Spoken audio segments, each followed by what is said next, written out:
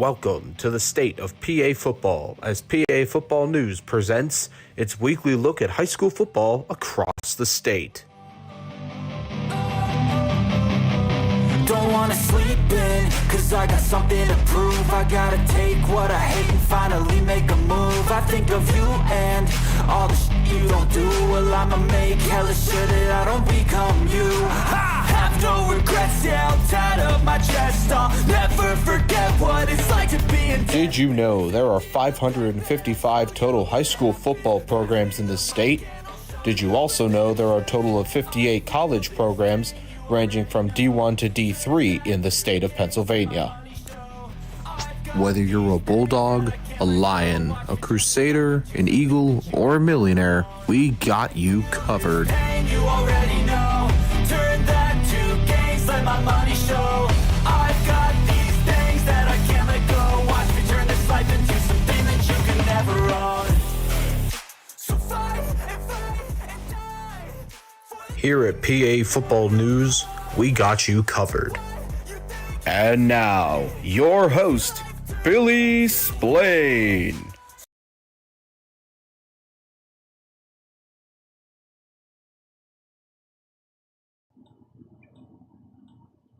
All right, everybody, welcome to the State of PA Football. I'm Billy Splain, the owner of PA Football News, and we got a big show planned for you guys tonight. We're live, and man, I'll tell you what. First of all, let me introduce my staff. Up here in that corner right there, you got Willie. Everybody knows him, McGonigal. Right above my head is a guy who's been working his butt off with, just like me, trying to get this. We've had some website issues, but he keeps everything cranking, man. That's Ed Weaver from Circle W Sports up there. He's in D4 land over here on this side. This guy over here. He's also up in God's country, somewhere near Ed. We're not sure where exactly, but that's Lindsey Bennett. He covers that whole area, the central northern area for us. Over here to my right, looking at the computer, the guy in the dark, man. He's a dark man, all right, because that's Shane Bucks. He covers Western PA football for us. And over here on this side of me, we got Brian Hollywood Tashinsky. He's a D11, D2 guy.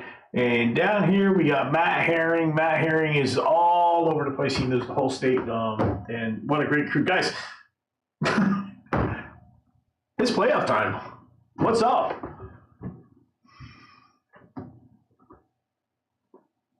We made it. Somehow we made it. Right. Hard to believe we're already at playoff. Somehow we made it. It is absolutely insane that we're talking playoffs right now. I just can't. I can't fathom it. It's amazing.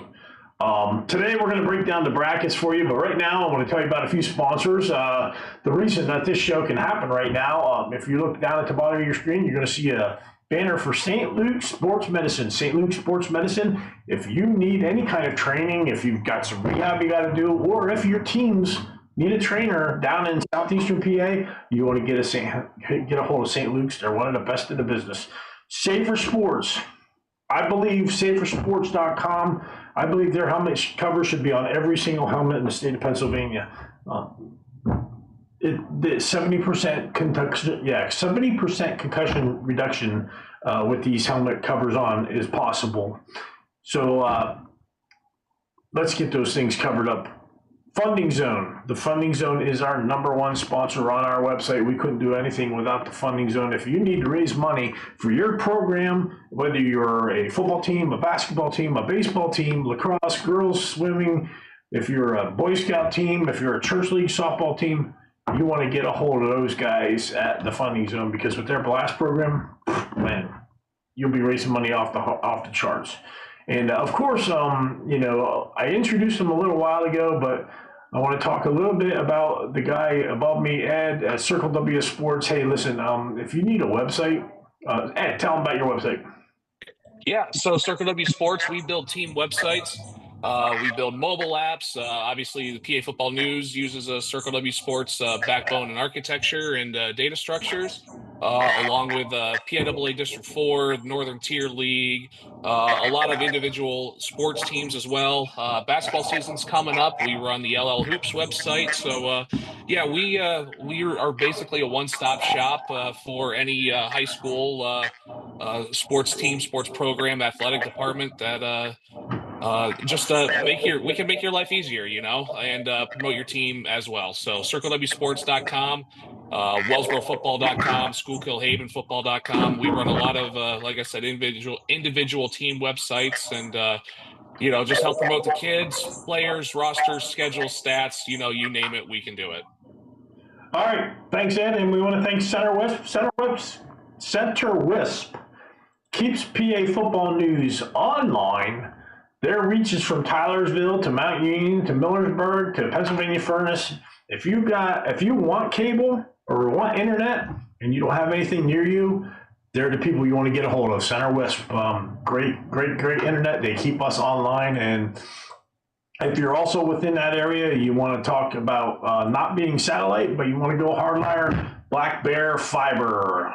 You can get a hold of them also at the same number as Center Wisp. But guys, okay, let's get talking right away, man. Last week, there were some great games. Matt, tell us about your games. Yeah, I caught Dunmore and Western Wayne on Thursday. It was it's an awesome place to watch a game at Dunmore. Just an old school football type of town, and I loved it. And then the big game Friday night was Shamokin at Mount Carmel. Just a massive crowd, 9,000 people, all very well behaved, thankfully. And Shamokin into the drought, man. 29 years they got the win against Mount Carmel. Got the cold bucket back, and just an incredible atmosphere for a football game. And then Saturday was down at Wyomissing and saw a very strong Lampeter Strasburg team. Very pedestrian, very strong, run the ball, throw when they need to, and tight defense. So saw some good teams last week. I was right there alongside of Matt. What a great historic weekend. We were on two of the most historic looking or most iconic stadiums in the state of Pennsylvania. If you've never been to the Silver Bowl and you've never been down to Wyomissing, go check them out. It was just amazing. The scene at Wyomissing with the fall leaves and everything, that was just great, man. But that was for all the marbles. That was a great game. Now Wyo and Lampeter came out of the game. Lampeter with the win. Lampeter earned themselves the number 1 seed in District 3 5A. So that's what that was all about. But both of them have a bye going into this week, so they're both going to be a little bit comfortable. So, guys, who else wants to talk about a game? Who had a big game? Where were you guys at this weekend? I know Hollywood had a big game. Yeah, I was at Friday night. I was at the Southern Lehigh Northwestern game down at Southern Lehigh. Southern Lehigh made Northwestern play a whole game for the first time all year. It was a 23-17 game. Most of the teams that Northwestern's played this year, they pretty much mercy rolled every game. In that game, they had to play a full game, so they got the win at 23-17. And then Saturday afternoon, I was at the Battle of Bethlehem between Freedom and Liberty. Aaron beat 359 yards rushing, 4 touchdowns, and a 44-24 win over rival Liberty on Saturday. I went up to Reynolds on Thursday night, saw Reynolds and Union AC Valley play. A lot of scoring in that one, a lot of scoring in the Saturday game as well between Sharpsville and Punxsutawney. And then Friday night, I went over to Butler and saw Central Clarion and continued. They just keep on rolling. And I'll tell you, Central Clarion, as I've said, they're the best team I've seen come out of District 9 since Kerwinsville in 2004. And that's a team with Jace Ferguson, that offensive line, those receivers, that's a team that has a legitimate chance to possibly win District 9 its first state title this year. That's going to be very interesting, seeing how far the Wildcats go this year.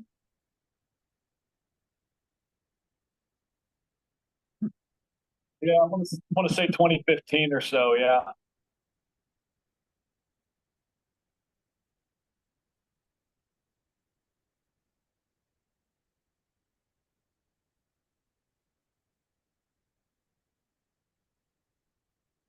You can take that to the bank.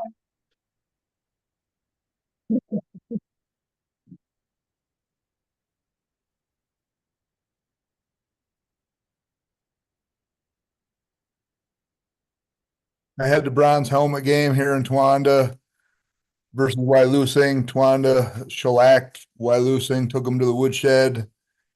Wyalusing looked like they had given up and called it a season. Unfortunate to see, and Towanda looked like they were hitting on all 8 cylinders and just went to town, and it was over before halftime. And I'm looking forward to this week when they play Bloomsburg in the playoff game.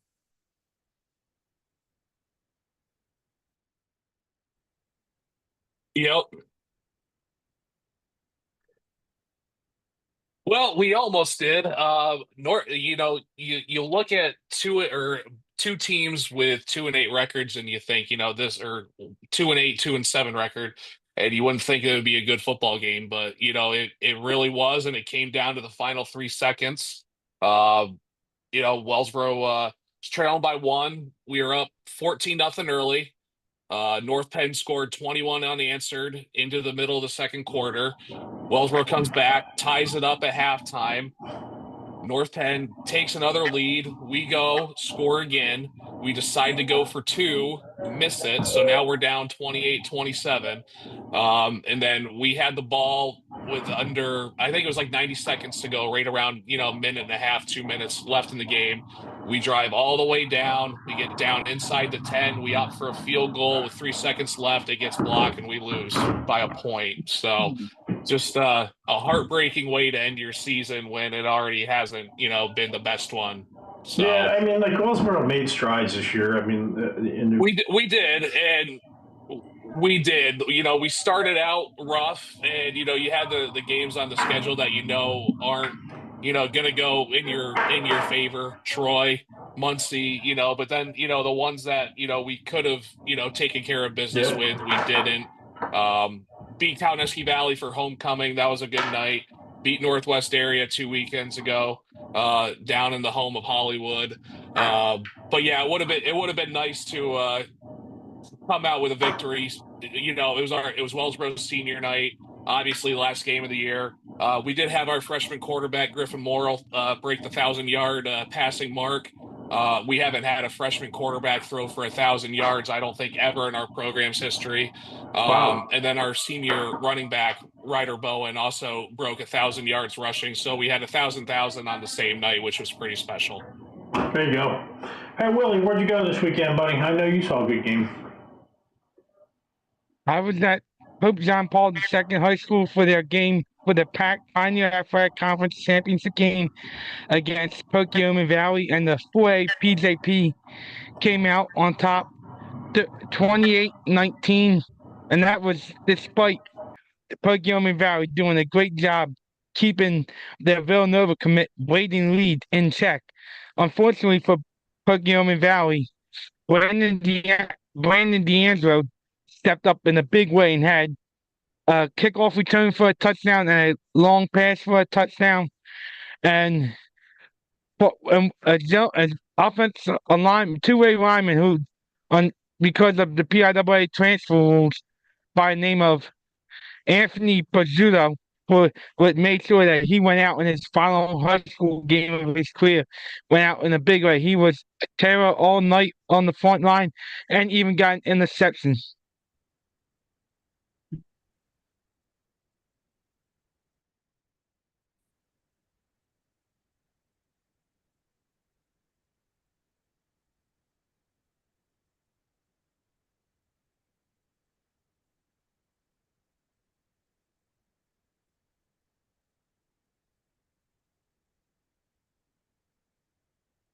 At PAFootballNews.com, we've proven got you covered. If you're looking for the coaching best coverage of high school communications. football, in the For over Commonwealth of 30 Pennsylvania, years, check we've out built our business on innovation and winning, with the goal to equip your team with the best coaching communication available. 97% of all FBS programs and thousands of high schools and colleges across the U.S. choose CoachComm because CoachComm has the experience and the know-how to provide the very best in technology and winning solutions.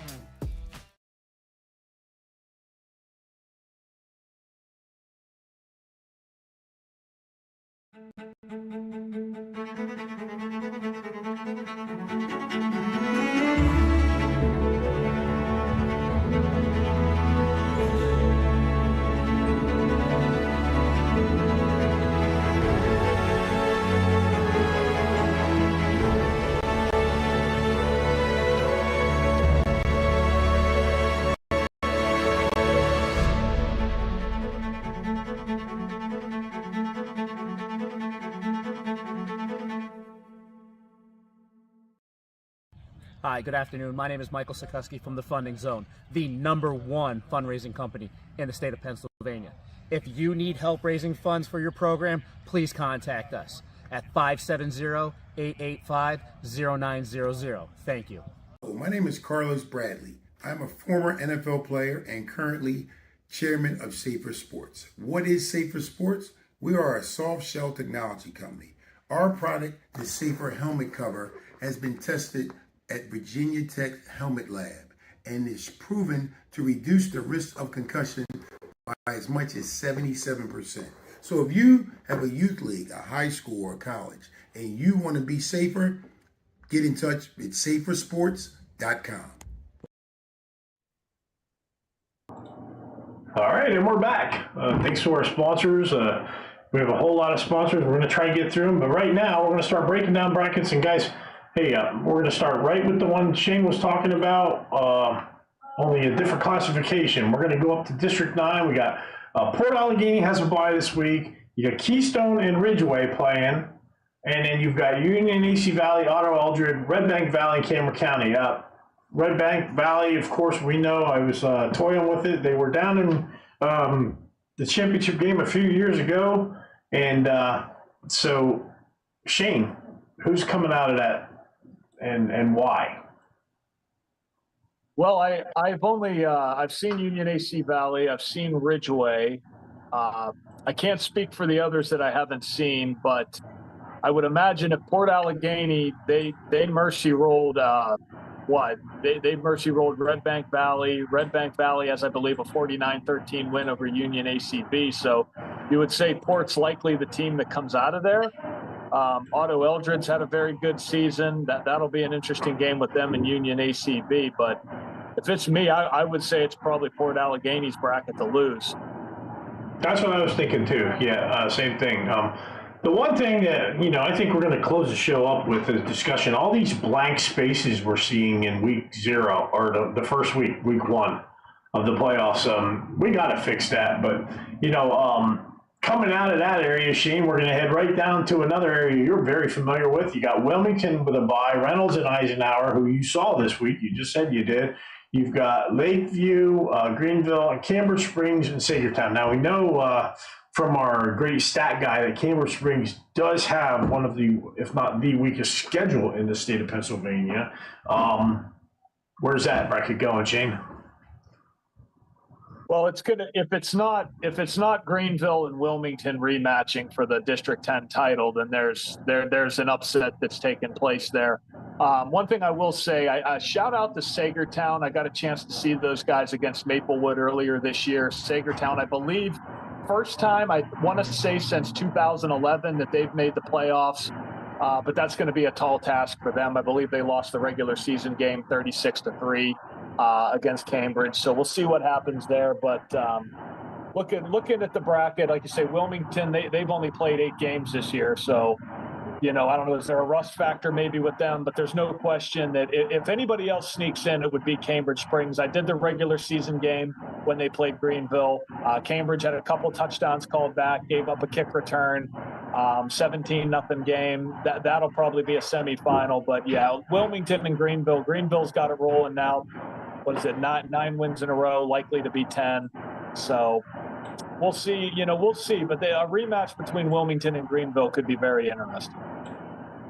And then on the other side, at the bottom half of that side of the bracket, this is where all the action is, Matt. This is where it goes. You got Fort Cherry, Leechburg, Mechanic, Jeanette, Greensburg Central Catholic, the District 7 side of that bracket. One thing I do like about this is Clairton and Fort Cherry, who are both highly ranked. They're 1 and 2, I believe, on our rankings, are on opposite side of the bracket. So that could set up a monstrous championship game similar to what the Canavan Fort Cherry game was. Matt Sig just on fire. His thumb's all back. He was injured. 5 touchdowns this past weekend.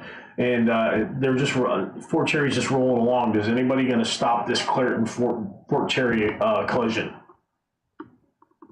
Yeah, the WPIAL 1A tournament is a state tournament in itself. The team that comes out of that bracket, much like last year, it's a meat grinder of a tournament. It's an awesome one if you're local to catch it. And then you got possibly Westinghouse waiting on the other side of the bracket, even though they're a Western PA team. Bishop Guilfoyle might have something to say about that. Maybe like a team like Lackawanna Trail sneaks in there in single A. But it looks like the WPIAL and Westinghouse are on a crash course, which would be an awesome state final. I think that's what everybody wants to see, and we'll see if we get it. That would have been an amazing thing. I just, I feel like, heading into the WPIALs, of course they play them at Acrisure Stadium, but I believe, honestly, I do, and maybe Shane believes too, you've been out this way and you've seen them. I don't think we can take anything away from Clairton. I know Fort Cherry is good, but Clairton is just rolling.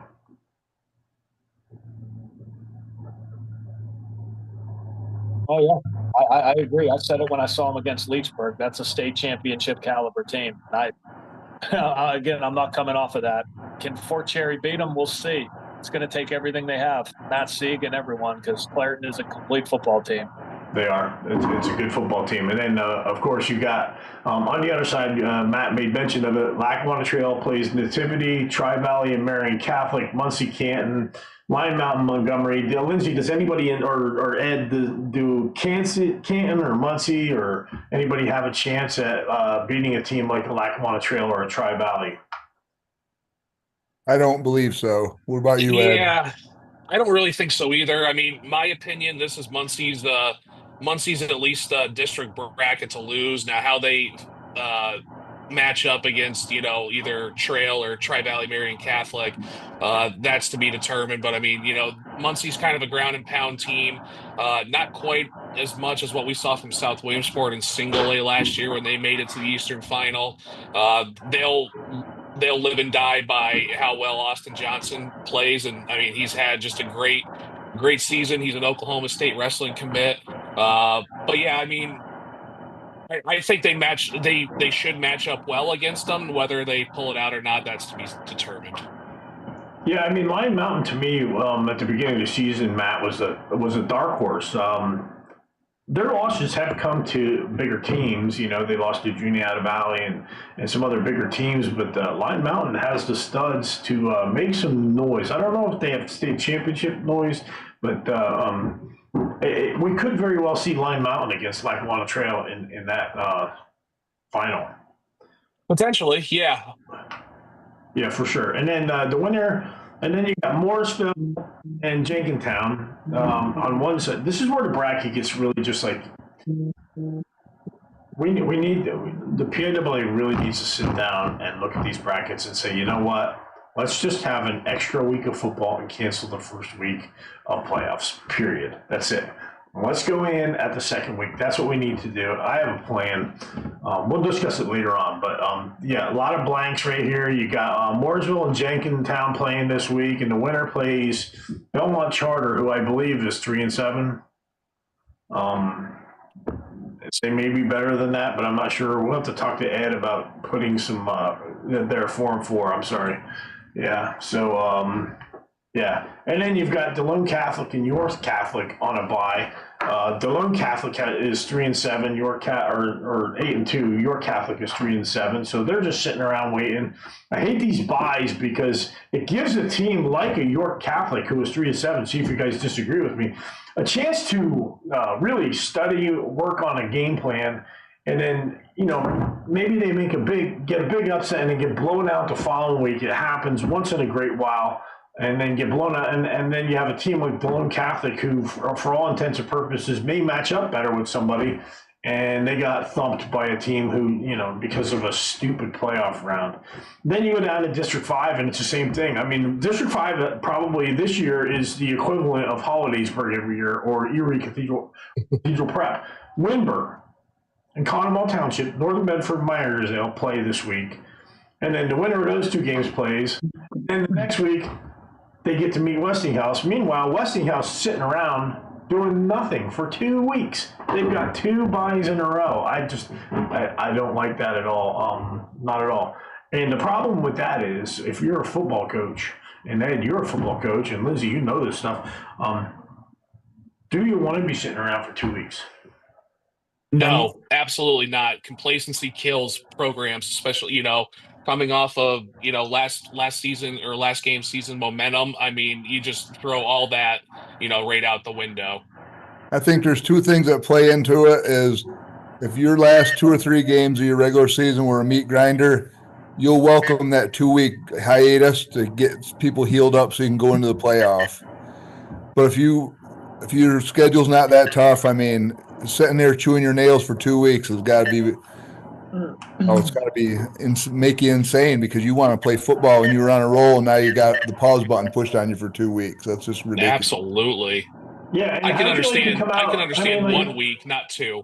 Yeah, so you come out and maybe you play a tough Northern Bedford team, and Northern Bedford, or maybe even a Wimber team who can beat the living daylights out of you. Now you've been sitting around for 2 weeks. Now we know Shane will tell you Westinghouse has had a cakewalk the last 2 weeks. I mean, they won a game 61-0 with 10 players on defense. So, I mean, it's not that bad. But so you come back, you got a Northern Bedford, and then you got to make, if you win that game, then you got probably a Bishop Guilfoyle, who's a very physical football team waiting for you. I mean, I'm not a big fan of that at all. And I will call it, or it could be Northern Cambria, who is also a very physical football team. So, not a big fan of that, but anybody want to make any 1-8 predictions?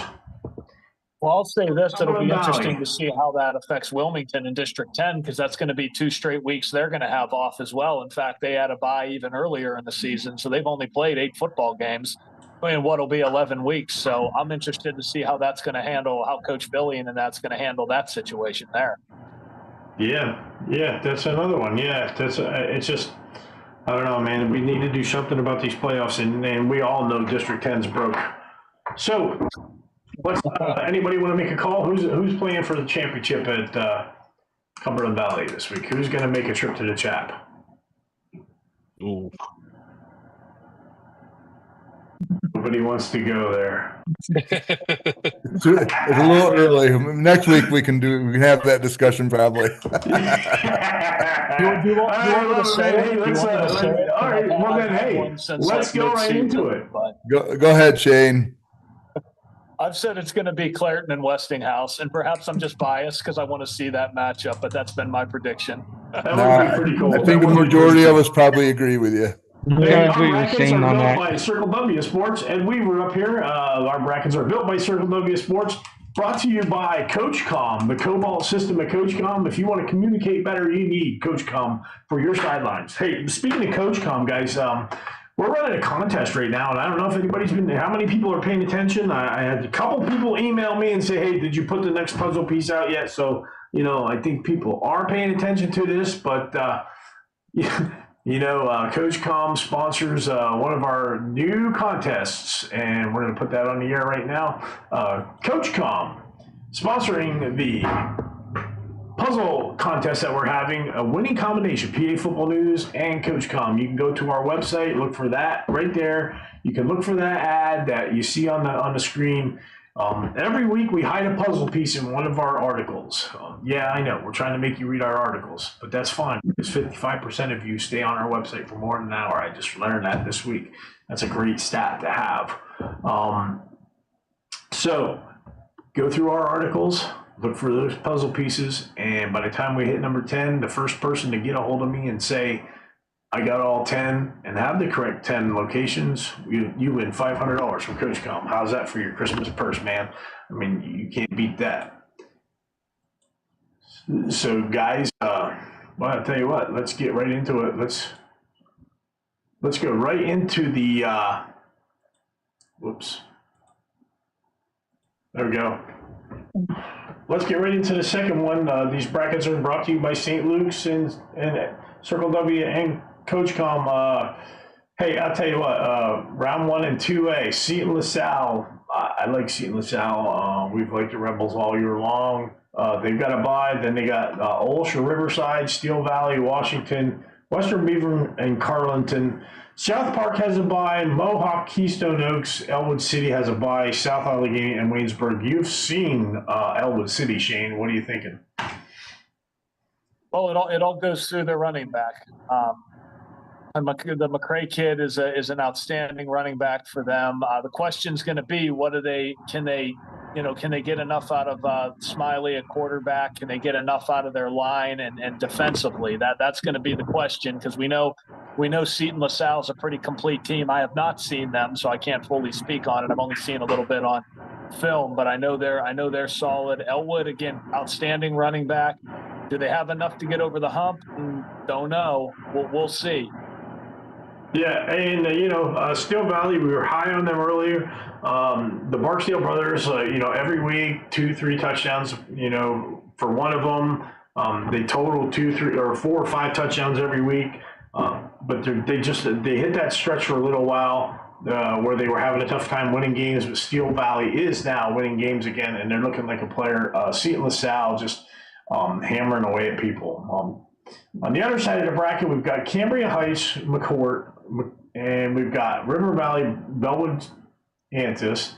Then you have Mount Union, Marion Center. This is the District 6 bracket, Richland, and United Valley. I like McCourt. They were improved. They couldn't get the win again last week, but you got to like a matchup coming up that I think is going to be Richland and Cambria Heights. Cambria Heights has a lot of athletes. They have I think they have their entire team back from last year, and you can never count out Richland. And that, coach does a great job at Richland, and they're just reload every year. They're kind of like just underneath what Southern Columbia does every year. District 10, District 9, this is the one you were talking about, Shane. I'll tell you what, you got Farrell playing Seneca, Mercyhurst and Sharpsville, and then the winner of that game gets the winner of the Clarion Garden City game. What a matchup that could be. Well, we'll just say Farrell's going to get Central Clarion. If that doesn't happen, then we had an upset bigger than the 1980 Olympics. Because I'll be at Farrell and Seneca, and I love Seneca. I think they've had a great season at 8-2. Mercyhurst and Sharpsville is going to be a competitive game, but there's no question that Farrell is the team to come out of District 10. 5-5, but losses to all bigger schools, talented schools, and then, I mean, what can you say about Central Clarion? They're just whooping everybody. That should be a great game, But again, that's we won't, I guess, count our chickens till it happens, but that's going to be fantastic in a couple of weeks. Yeah, Farrell coming off a 7-0 loss to Cathedral Prep, who is, a much, much larger team. So, look out for Farrell. So on the other side of that bracket, we've got Riverside and Lakeland, Susquehanna and Dunmore, Bristol and New Hope, and Kip DuBois and Lansdale Catholic. Anybody want to take a chance and say who's coming out of that section of the bracket?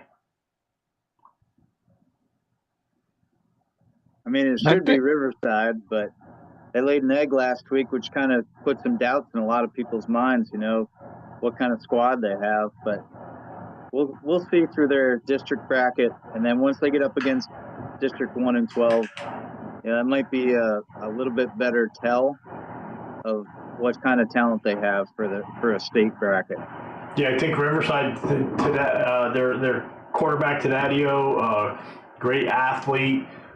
They just came out flat last week from what I talked to our guy Jared, who was there, and he just said they came out flat and they looked horrible and they played horrible football and it wasn't even close. So, I do know Riverside does have a weaker schedule, and it's through no fault of their own. But guys, you got to admit your schedule builds your team, right? Am I wrong? No, I agree. You don't have a say in your schedule. It is what it is. I mean, it's not like a NFL game where you can flex one better team in there. I mean, your schedule is your schedule, and how you prepare to go into the postseason. I mean, that's a huge thing, preparation-wise, for the coaches of these teams with a crappy schedule. Right. And then down in the other section, this is where it gets interesting. I talked to Mike Farr the other day, and I said, "So, Mike, what do you got, for the playoffs? What's going on?" I said, "Have you been watching film from teams from other areas of the state?" And he said, I haven't even looked past District 11 yet. Matt and Brian, I mean, you got Schuylkill Haven and Palisades. They should cruise in that one. Minersville should take down Executive, Northern Lehigh, Penn Argyll, and then Williams Valley and Montnoy area. I mean, there are 3 teams in there that could win this, right? Yeah, I would agree with that. I'm going to be at the game with the Penn Argyll Northern Lehigh game. I'll be at that one on Saturday night. That's a 6 p.m. kickoff instead of 7 on Saturday. But yeah, the Schuylkill Haven, Williams Valley, both at 9-1. They got to be the favorites, but that district is kind of crazy sometimes. Yeah, that's going to be an amazing matchup. Schuylkill Haven. Whatever comes out of it. I mean, you got Williams Valley. I mean, Schuylkill Haven right out of the bat is going to end up with Minersville, I believe. Yes. And Williams Valley over Northern Lehigh is no given, but then when the next game, that's just a tough one. And then on the bottom of the bracket there, buddy, going down to the bottom, Lindsay, we had Troy at South Williamsport, Southern Columbia and Hughesville, Towanda and Bloomsburg, Loyalsock and Warrior Run for the District 4 side of the bracket. Talk about that one, guys. I think Troy has an easier road than the other teams. I know that a lot of people think Southern's going to march over Hughesville. Well, I think Hughesville, it's going to come down to Southern's secondary, and if they can put heat on the quarterback. And Loyalsock and Warrior Run, that's going to be a good game. I was at the first one, the first matchup. Loyalsock beat them in the end. They just hung in there. I gotta believe that Warrior Run's going to have their number this time. I think Twanda's the same way with Bloomsburg with a secondary issue. If they can't put heat on the quarterback, I think Bloomsburg might walk away with that one. So we'll have to see. It's going to be a fun week. Yeah, tough team. Loyalsock or Warrior Run is a tough team. Great stadium too, by the way. If you haven't, it's beautiful. Matt, you should go visit that stadium. It's pretty nice looking. They did a phenomenal job. I'd like to see the Blazers go higher though, but yeah, I think Warrior Run is a tough team. Loyalsock, always good. Van Fleet, Van Fleet always has a team ready at. Oh, absolutely. I mean, Justin has so much talent down there in the Williamsport area. They pull from St. John Newman, which has been a basketball, small school powerhouse in District 4 for the last 20, 30 years. And like Lindsay was saying, that first game came right down to the wire, and Loyalsock was able to pull it out. So that's your only kind of game, or that's the only game right there in the D4 part of the bracket that is, kind of the toss-up. I think Troy rolls past South Williamsport. South has kind of struggled a little bit this year since they lost their starting backfield that they had. And, next week could be the potential de facto District 4 championship with a rematch of Troy and Southern Columbia. Yeah, now I want to talk about this section, Matt. I want to talk about this section of the brackets. You have Bedford and Chestnut Ridge, Berlin and North Star in the District 5 bracket. And then you have in the District 3 bracket, Berlin and North Star, Steel High and Upper Dauphin, Lancaster Catholic, and Camp Hill. Camp Hill has a great quarterback. They can sling the ball around. But here we are talking about Steel and Highspire. We're like, oh, yeah, Troy's going to run up, and it's Fort Cherry, and it's this. And then, what about Steel High? I mean, they're 8-2. Their only 2 losses came to 4A Juniata and 4A Susquehanna Township, who are both in the playoffs, and they're both highly seeded playoff contenders. So are we writing? Have we decided not to write off the Rollers anymore? I think it'd be a mistake. I mean, you're talking about 3 out of the last 4 state titles. Just like people are ready to write off Southern Columbia, 7 in a row. We're in a very weird spot in 2A right now. You know, it's kind of questionable, like, which way is this going to go? Is Steel High and Southern Columbia going to lose in the first or second round? And if that takes place, who's gonna step up and take their spot? I think it's awesome for high school football. I love the 2A bracket where there's literally probably 6 or 8 teams that might be able to win this thing this year.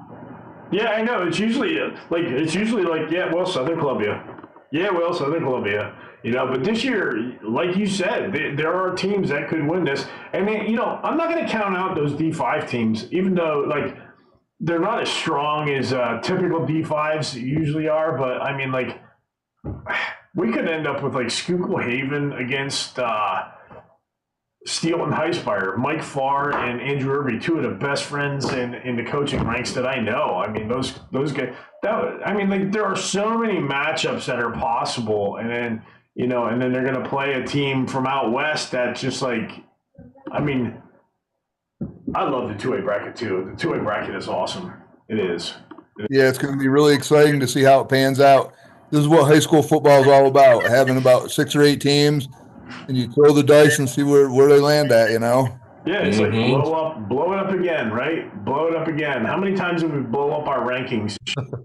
3, 4 times? Boom. Early on. But the guys have caught on. They're doing a good job with the rankings. Hey, this show is also brought to you by Advanced NIL. If you're going to college and you want to play college football, you need to know about the NIL because, guys, the NIL is affecting the way things happen. But you don't want to get caught in a landmine, so you want to get a hold of advancednil.com. You can get all the information for all of our sponsors on our website. Just click to the website and head on over and click on their ad. I want to thank Quick Cuts, Quick Cuts, the alternative to Huddle. They're less expensive, their cameras are better, and they build the film for your players so you don't have to worry about it. They build quality film. So check them out. Check out Quick Cuts on our website.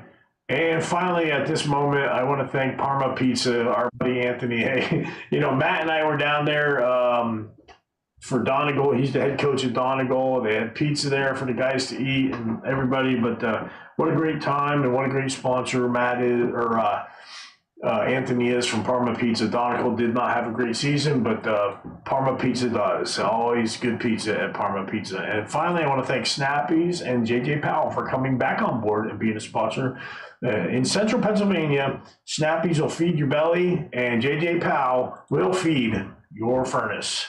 So your propane and oil needs, check out JJ Powell. And for your burger and everyday needs, check out Snappy's. All right, guys, let's get right into it. Let's go to the 3A brackets. We're going to start. Where do you want to start? Let's start with Sharon, Conneaut, Titusville. We always seem to start with Shane, so let's just get rolling right over to Shane there. District 10, buddy. Who's coming out of District 10? This is a powerful bracket. It's going to be Sharon and Hickory. They're going to be on a collision course to rematch for the District 10 title. Again, they're a step above and beyond everybody else this year. I was at the first matchup with Sharon and Hickory. What a great football game that was.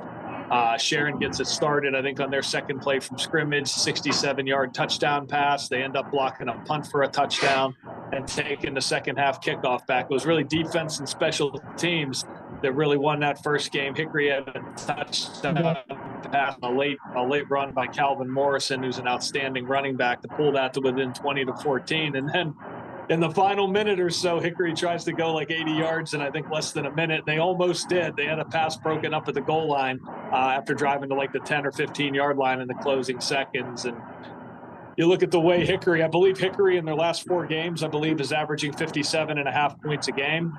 They are in a situation where they're going to be on 2 weeks of bye, or 2 straight bye weeks after getting the forfeit win against Slippery Rock. But yeah, I don't think it matters. Those 2 are a step above and beyond everyone else, and whoever comes out of that, I've said it in the rankings meetings the last few weeks, they're going to have a chance of making the state title, and I'm sticking with that. I mean, Fairview had a great year. I know they were region co-champions for the first time since 2015. Titusville's had a great year. Their first winning record with a playoff appearance since 2016. Jackson Coble becomes the leading rusher there. But 3A, it's going to be either Sharon or Hickory, and we'll see how that plays out. It's going to be a heck of a bracket. It is going to be a heck of a bracket. Hey, down in District 6, you got Penn Cambria and Central. Penn Cambria they're coming off a big win over second win over Bishop Guilfoyle, one of our top 1A teams. Penn Cambria, Nick Field is doing a great job there. Gary Harold doing a good job. Central, the Martinsburg, they've been kind of like, Central's been the bridesmaid for the last couple of years, but I mean, they lost their best man, I guess we could say that, and he's up at St. Francis chucking the ball around, but that's an interesting bracket right there. Forest Hills and Tyrone. Tyrone's had some games this year where they've scored really big, and of course, you can't count anything out with Tyrone because they've got one of the most legendary coaches in the state of Pennsylvania, John Franco. So you can't take anything away from that bracket right there. And the winner of that bracket, this is another one of them screwy brackets. So, I mean, look at this bracket right now. We're looking at it. Somerset, I'm talking to you. Somerset, 3-7, ladies and gentlemen. Somerset is 3-7, and they have a bye. How does that happen? I mean, come on. PIAA, look at these brackets. These are broke. Districts, look at the brackets. They're broke. And then you go down. You go through the bracket. You got Imani Christian sitting on a bye. Southmoreland, Highlands, then Beaver with a big win this weekend, by the way. Beaver had a huge win this weekend. Or last week, Avonworth is kind of like they're limping into the playoffs. They're going to play Greensboro, Salem. Central Valley, man, they were a disappointment this year, but look out, it's playoff time. You never know. Coach Mark does a great job. Freeport and Mount Pleasant, Elizabeth Forward, Deer Lakes, North Catholic. I like Elizabeth Forward. They got the Climbs kid, does a good job there. Anybody else have anything to say about that side of the bracket? I just find it bizarre that, like you say, you have Somerset that gets a bye and with a 3-7 record. And I really think they need to step in and make teams go to the playoffs as well. Take like a Harbor Creek. They're not in the playoffs at 5-5. Force them in or something. It's been, or have them play Somerset in the first round. So figure out a way to do something like that. Or just as I've said before, like what West Virginia does, just have an 11-week regular season, give everybody a bye, and eliminate the first round of the playoffs that way. You could do it that way as well. I mean, because you can't justify that, in my opinion. No, you can't. You can't justify it at all. I hate it. My idea, I'm going to explain it at the end of the show today, but there's no way a 3-7 team. I like, also one of our guys, Psychotic Jason. I probably shouldn't call him Psychotic Jason, should I? But his idea was, hey, if you opt out of the playoffs this year, you don't come back for 2 years. You're out. You're out in 2 years. That's it. So if you got a good team coming up, you're going to be thinking about opting out of the playoffs at 5-5. So we can't. My only issue with that is, wouldn't that lead to more of a transfer issue though than what already exists? That's would be my one criticism of that. I feel like you'd have more kids jumping schools than there already is if they know I'm not going to the playoffs for the next couple of years. Yeah, but if you look at it and you listen to what Willie just said, these kids are not they're taking them out of the playoffs. So like I know personally of 7 kids who started all year long that are no longer going to play, and their teams are in the playoffs. So I mean, like, there's that.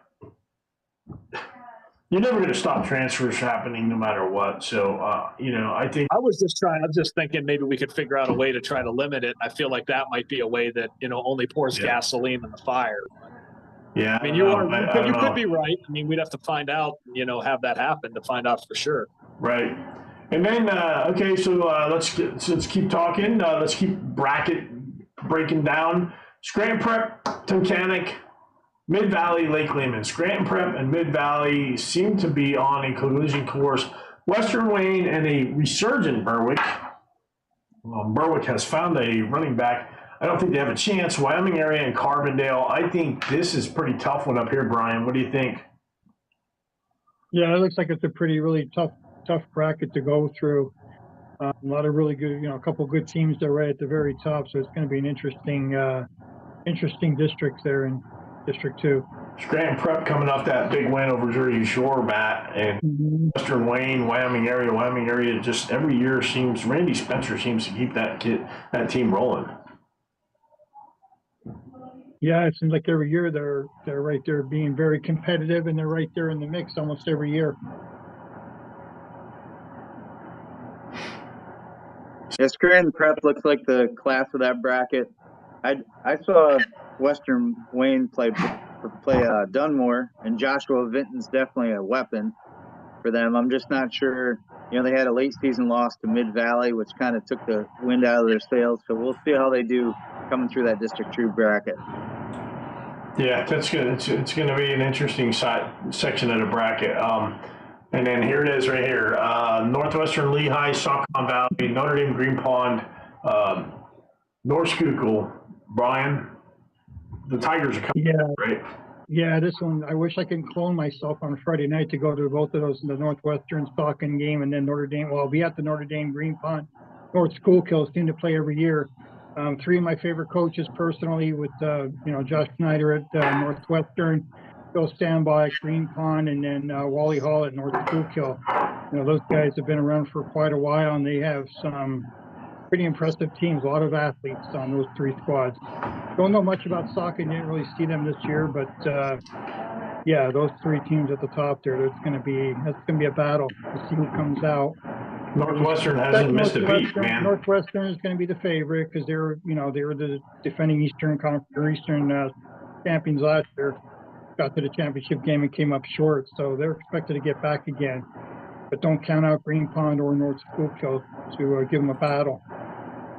Newman, Goretti, and Conwell Egan, Willie, never count Albie out, right?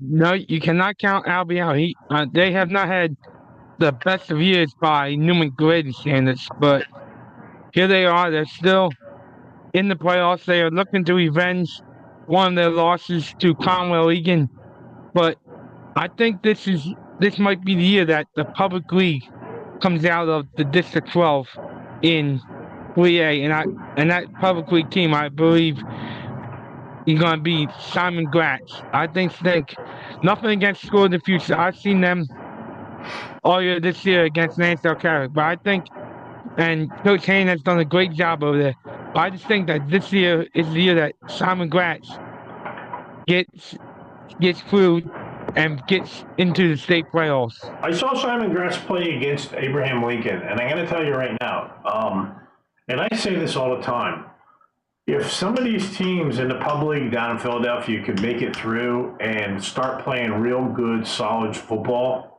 there are some teams in the rest of the state that are going to be like, where in the hell did these guys come from? So I'm a good football team. They've got some big football players, big running back, and big linemen, big defensive end. I mean, they are a big, fast, strong football team, and they gave Abraham Lincoln all they could. Lincoln's one of the better 6A schools down in Philadelphia. Unfortunately, they have to play teams like Bonner Prendy and some of the bigger teams like Prep and them.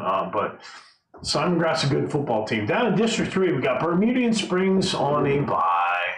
I hate buys. Get rid of these buys. Berks Catholic used to be a powerhouse. They've had kind of an up and down year this year, Berks Catholic has, but Bermudian Springs, we have a guy who every week says, where's Bermudian Springs? Why aren't you ranking them? Where are they at? Well, if they win this week, Bermudian Springs 9-1.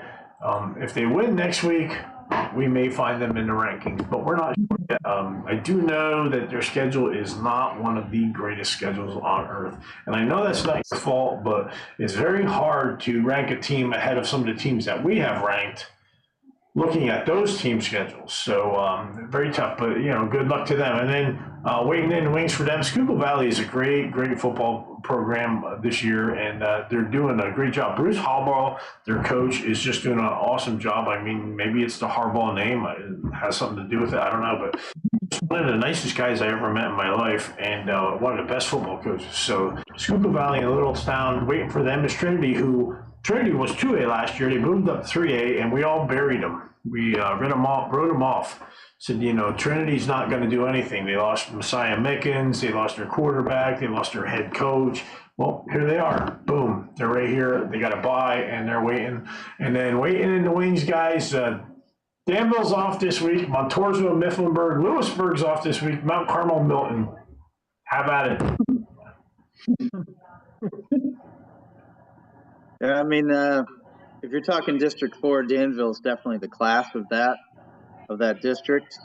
I like Lewisburg. I'm not sure they're powerful enough to take down Danville, but we'll see what comes out of there. 3A's been dominated by the Whitfield the last 6 years, I think, or 6 out of the last 7. So, I mean, I always got to take the Whitfield in 3A until it doesn't happen. I don't disagree. I like Lewisburg. I got to see him play. The running back is electric, powerful running back. Kind of reminds me of the kid over at Schmoken that we saw this past weekend, and just strong. But he's not quite as tall. He's a little shorter than that. But good football player.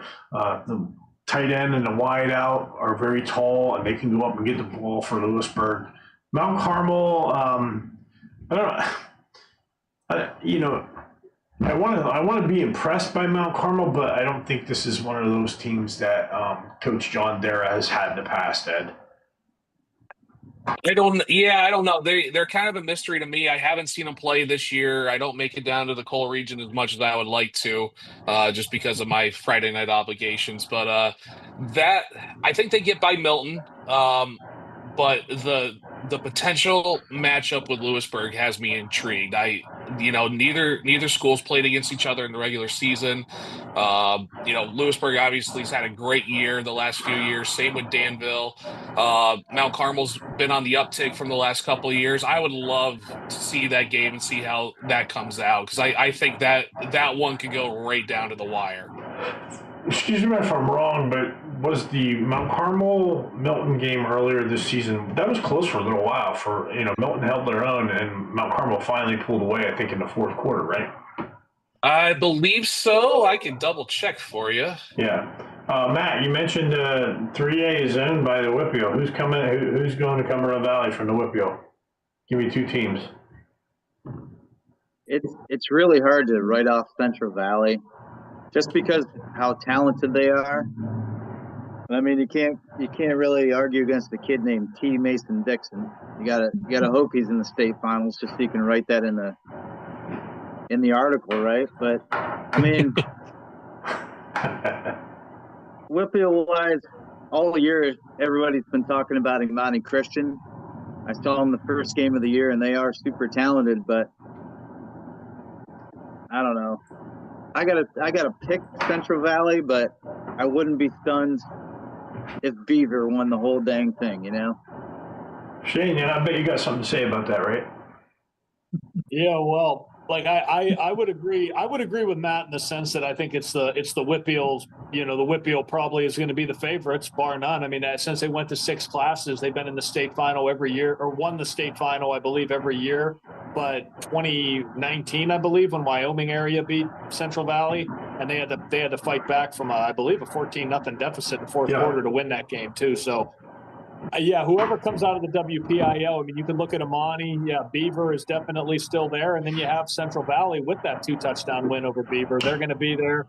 I do think either Sharon or Hickory will definitely give them a run for their money, if not having a legit chance to beat them. But, again, until somebody does, I agree. It's the Whitfield's bracket in 3A, and we'll have to see. Somebody's got to beat them first. And it sounds like we're in consensus And we're talking about Danville as one of the more powerful teams coming out of the other side of the bracket. It looks like it's going to be Danville or Northwestern Lehigh coming out of that side. Am I wrong?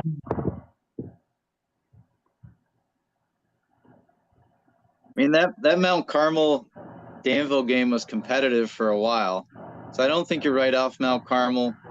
But Danville looks like the class of the bottom half of that bracket. I'd love to see a Scranton Prep Danville Eastern Final. It'd be awesome. Yeah, me too. I think that'd be a good one. I think that, and especially seeing how close Danville's come the last couple of years, losing to Wyoming, missing on a last-second field goal opportunity, and they've just been so close, the last few years that you'd like to see them, make the state semis or even, the finals. Right on. Don't count out Northwestern just yet because they made it to the championship game last year and they're pretty much everybody's back. So that's true. They did. They're going to give it a good run. All right. Hey, listen, guys, we got through 3 brackets. We did it. Coming up next, we're going to bring Mason Ettinger in. Mason's our Penn State guy. He's going to talk about everything going on in Happy Valley this weekend. There is a lot to talk about going on in Happy Valley. We'll be right back after these words from our sponsors with Mason Ettinger, our PSU guy, and he's going to talk Penn State, Ohio State. So stay tuned, and we'll be right back.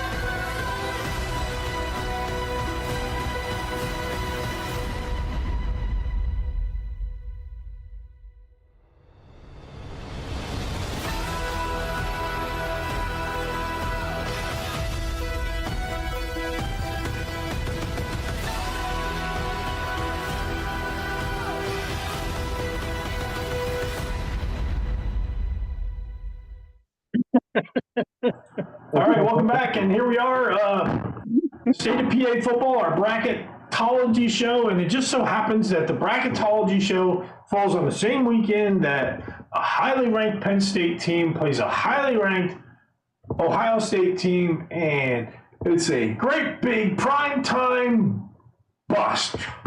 Ladies and gentlemen, Mason is here. Mason, tell them what's going on with this game, buddy. And this, by the way, this report is brought to you by Billy Billy's.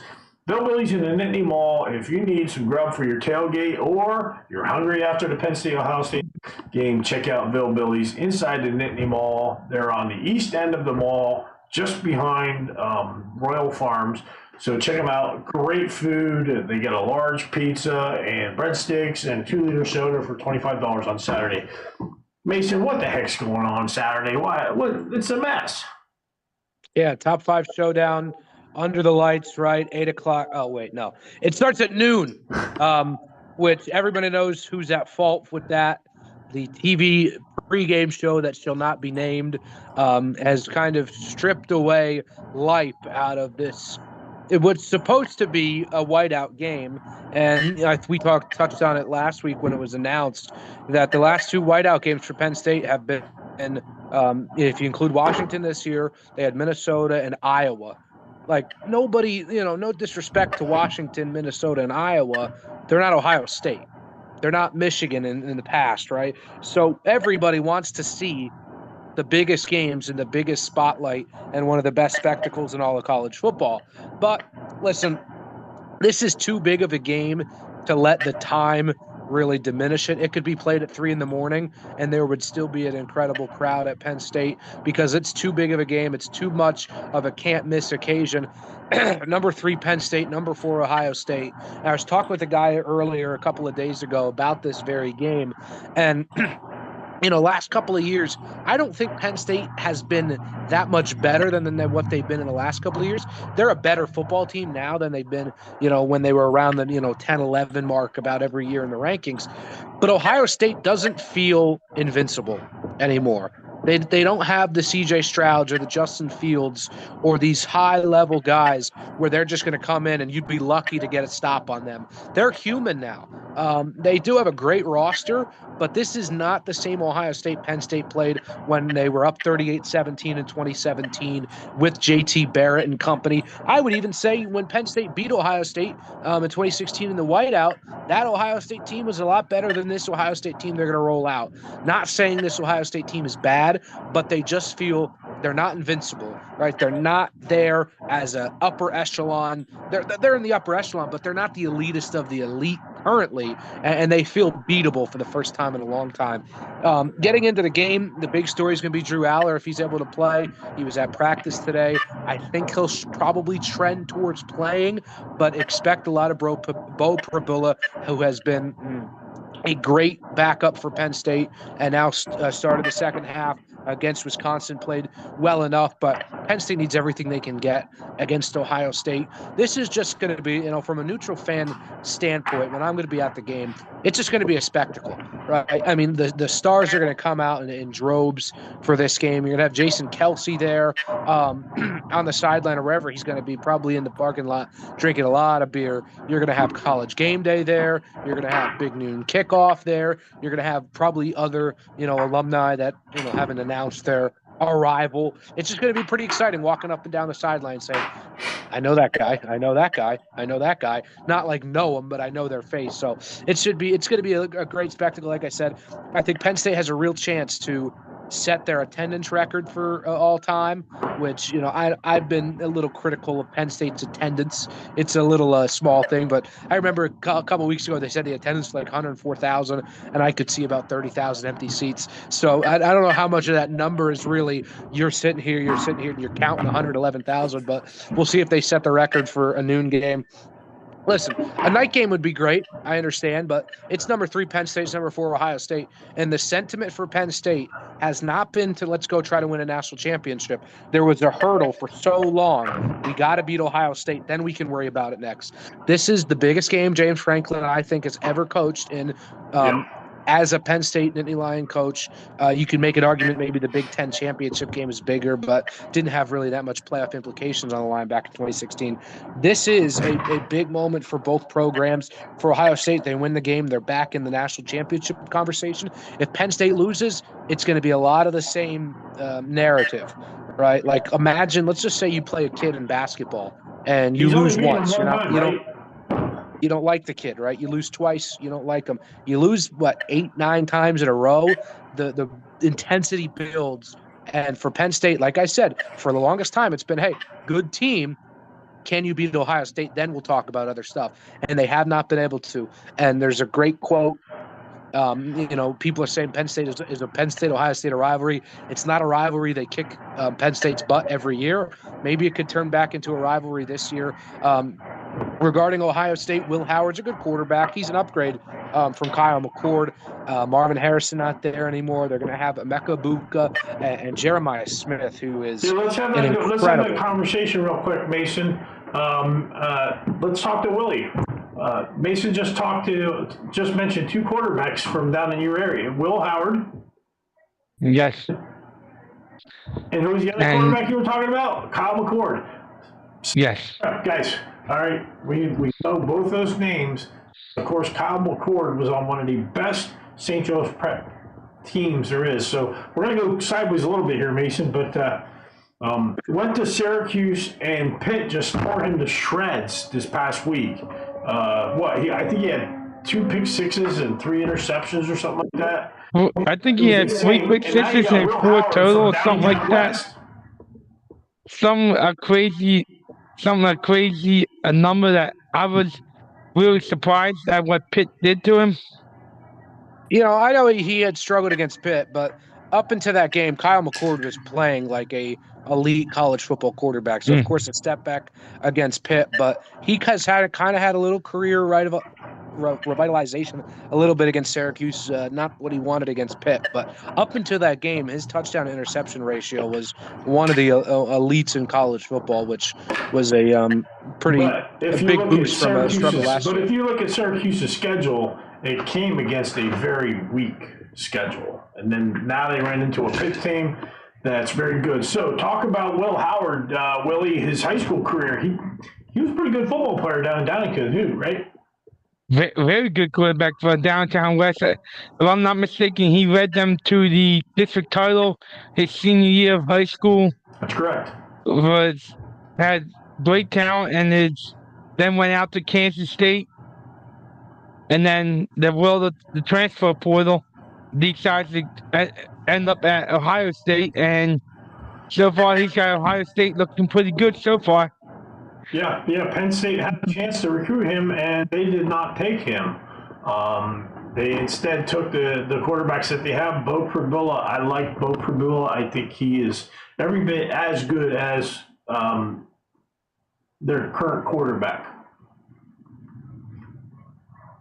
Hey, while we're talking about quarterbacks, let's not forget Gavin Sidwar from LaSalle. Decommitted from Rutgers this week. Maybe he watched that Syracuse game and saw the trouble that McCord had and said, I'm going to go save that team. I wouldn't be surprised if you saw Gavin Sidwar at Syracuse. I would not either. That would not surprise me at all. Mason, if Penn State doesn't win this game, is James Franklin finally on the hot seat? I mean, this is like Michigan, Ohio State. If you lose so many years and you're coaching Michigan and you can't beat Ohio State, how many coaches have been tossed? Is this it? Does he have to win this game? Absolutely not. Penn State's the number 3 team in the country, and I'll ask you this: who are they going to get that's better? Right? You could, talk claims about James Franklin and whatnot. He's not a great coach. You can have your criticisms, but they're too good of a team to go through internal conflict of firing a head coach and then going and searching. And, I understand the comparison between Michigan and Ohio State with Ryan Day. Penn State, like it or not, they're not the prestiges of Ohio State. I think there's A-tier programs. I think Penn State's a high B-tier program. They're not Alabama. They're not Ohio State, right? They're not these high Notre Dame, these Georgias, the Texases right now. They're that second tier, which is a good tier to be at, but they're not that, the proudest program where, if Penn State's not in the top 5, something really bad's happening. So right. I think, no, there's not a chance James Franklin's going to enter the hot seat. He's got the guys playing really good. And here's another thing, another wrinkle into it. They have the 12-team playoff. And if you look at the rest of the schedule, it's basically a cakewalk after Ohio State. He's going to make the playoff in his first year. I don't think that, constitutes firing a head coach. Now, if you look at Ryan Day, there's other things to talk about in Ohio State. If he loses to Michigan again, which he should not, because Michigan cannot complete a forward pass like it is not 2024, but 1924 up there in Ann Arbor. But if they lose to Michigan later in the year, then we can have that conversation. But James Franklin's seat is pretty cold right now. All right, Mason, I'm pretty on the spot. Thanks for breaking it down. Final score. Final score, wow. My final score will be included in my article tomorrow. So check it out. You want to take a shot at that one? By the way, Brian Hollywood Tuschinski is a major Ohio State fan. So give me a score for tomorrow, Brian, or for Saturday's game.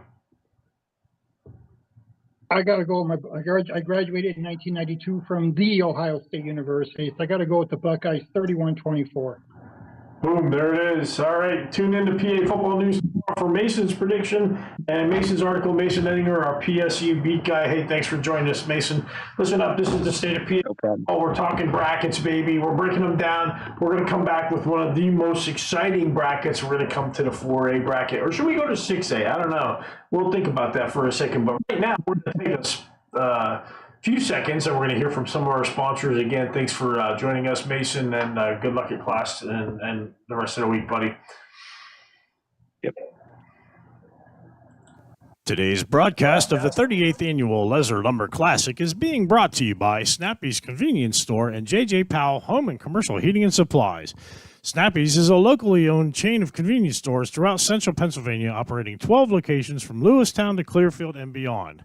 What's up, State College, Pennsylvania? It's me, Jordan Felice, and I'm so excited because I am headed your way on the Everything Good Tour. We're going to be in your city on November 3rd at Christ Community Church. It's going to be such an amazing night. I'm bringing my friend Joseph O'Brien with me. Go grab your tickets, grab your family, grab everybody. Come hang with us, jordanfelice.com. We'll see you there. 'Cause everything everything good comes from you. I would recommend becoming an official because you can feel like you're a part of a sport that you love. We officiate for the athletes and for the sport that we love, and so as long as you keep them first, then it's going to be a great experience. So the money I've made from officiating for the past few years, I've put all that money into savings to pay to finish my college education. In 6 months, when I complete that, I will not be in any debt.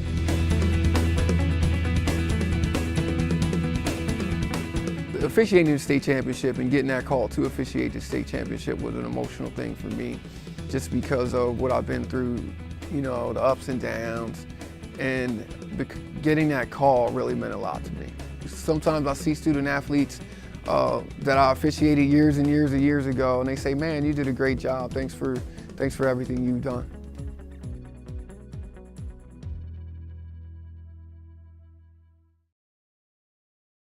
My name is Carlos Bradley. I'm a former NFL player and currently chairman of Safer Sports. What is Safer Sports? We are a soft shell technology company.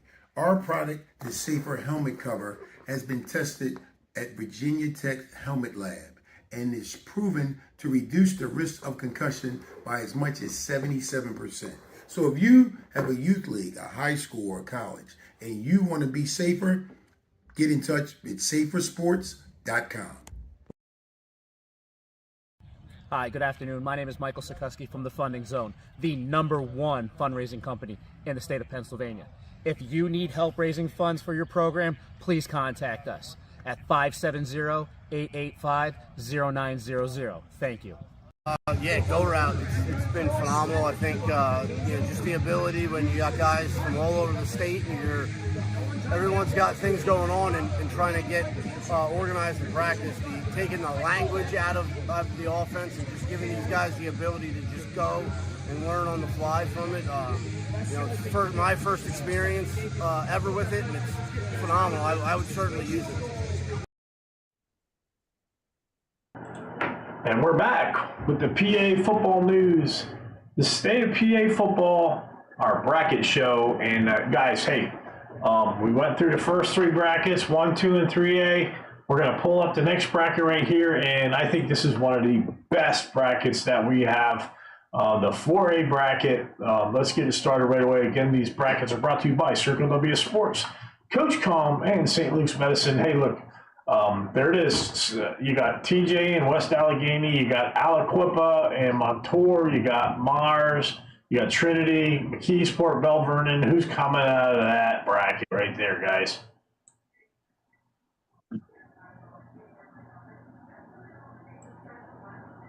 Boy, that's a tough one. Part of me wants to say Aliquippa because I still say somebody in the WPIAL has to beat them in the playoffs, in the postseason.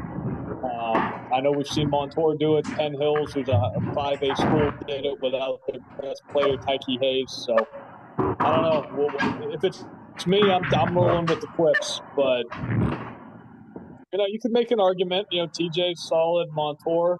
How do they respond after that loss to West Allegheny? You know, that's a very interesting bracket. I'm interested to see what everyone else thinks, but that's a tough one. It's almost like that. I think a lot right, like Matt? a lot like single A. A lot like single A. I think the Whitfield's the class of 4A. Yeah, I gotta agree with Shane. Until you beat the Quips, you know, that they're the class of 4A. But I really like Thomas Jefferson. I think they're sneaky good. You know, and that being said, McKeesport was up 21-0 on TJ earlier this year in the regular season and lost that game. So, you know, and not to mention, hey, Montour beat the Quips earlier in this, you know, a couple weeks ago here. So whoever comes out of the Whitfield is going to be I think, the favorite in the state. You got PJP on the other side and a very good Lampeter Strasburg team too. But give me the Whitfield in 4A. And here we go again. I was going to say, if you're Montour too, and you rematch, say, Aliquippa, how well do you do in a neutral site compared to in having them in your backyard too? How does that factor into? Yeah. And then here we go again with the bottom half of that side of the bracket. Clearfield with a bye. Punxsutawney and University Prep are going to play in the 8 and 9 sub-regional. General McLean, Meadville, Oil City. I would have to say I'm going to personally take this one on myself. Clearfield has one of the better running backs in the state of Pennsylvania, and I think Clearfield comes through that bracket eventually. Oil City and Meadville are usually really good football teams. The only caveat, and I'm going to leave this to Shane, is General McLean. Whether the Twins are healthy or not, that's the big deal. That's the key. If the Twins are healthy, they got a shot. Like I said before, like Marshall McCormick, their coach, said, you know, when they went down to Newcastle the opening week, that was a big wake-up call for them because they were not expecting to have 49 points dropped on them. And I think that helped scare them straight defensively. We saw them go toe-to-toe with Cathedral Prep.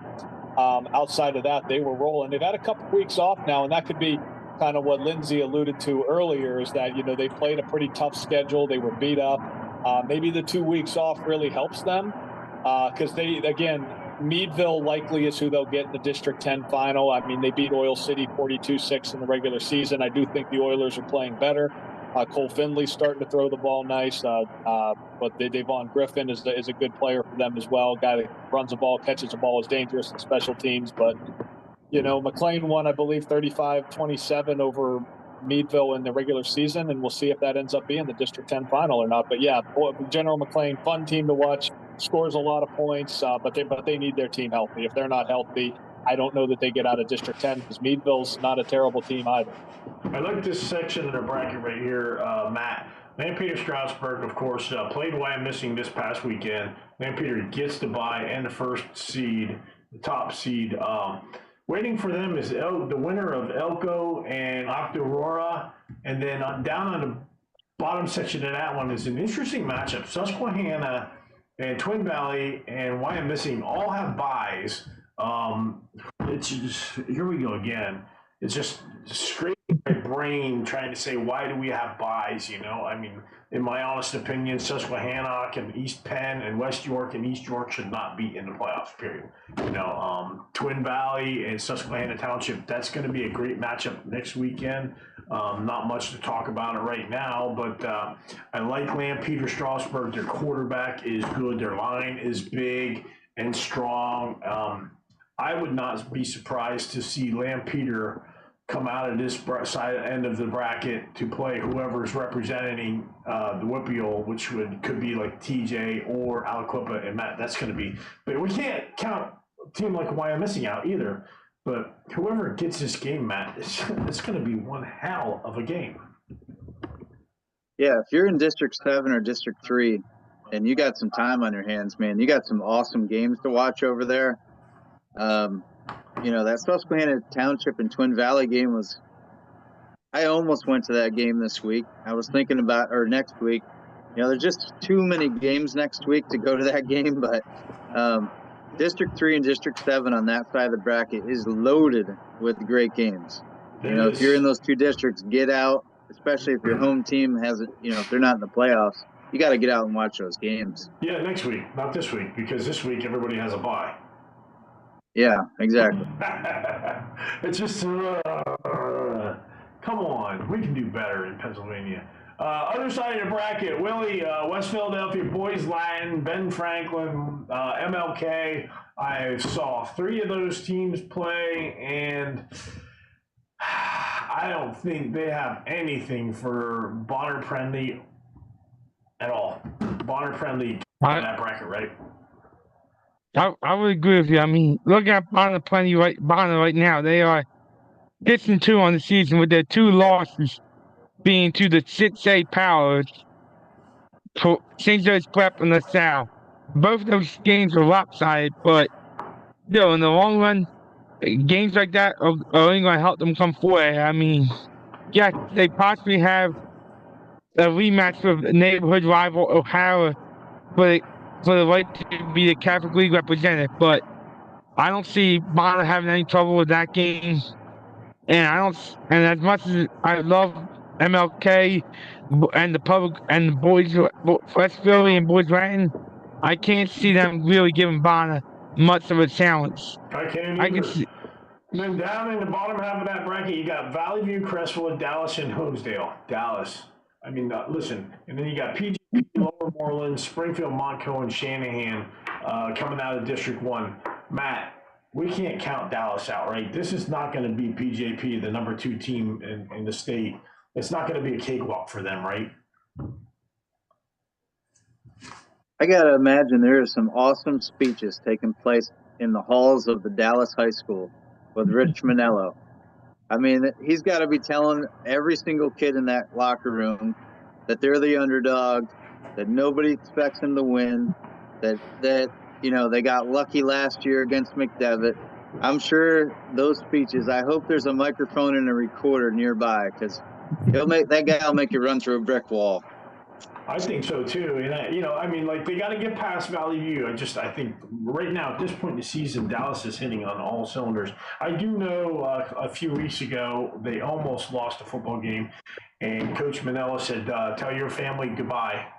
We got some film to watch for a couple of days." So he said, "Tell them it's been nice knowing you. I'll catch up with you at the end of the week after our next game." So I know that for a fact that happened. Our guy EJ told us about that conversation that they had. But yeah, look out for Dallas in the power clean, man. PJP, Lower Moreland. This is going to be PJP against either Springfield or Shanahan. Who comes out of that, buddy?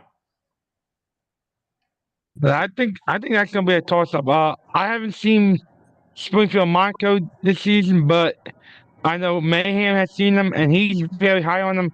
I've seen Shanahan, and I saw them beat a very good Downtown West team this season, and not to mention that they also knocked off Coachville this year. So I think I'm going to go with a PJP Bishop Shanahan District 1 final next week, but it would not surprise me if Springfield Montco spoils that party either.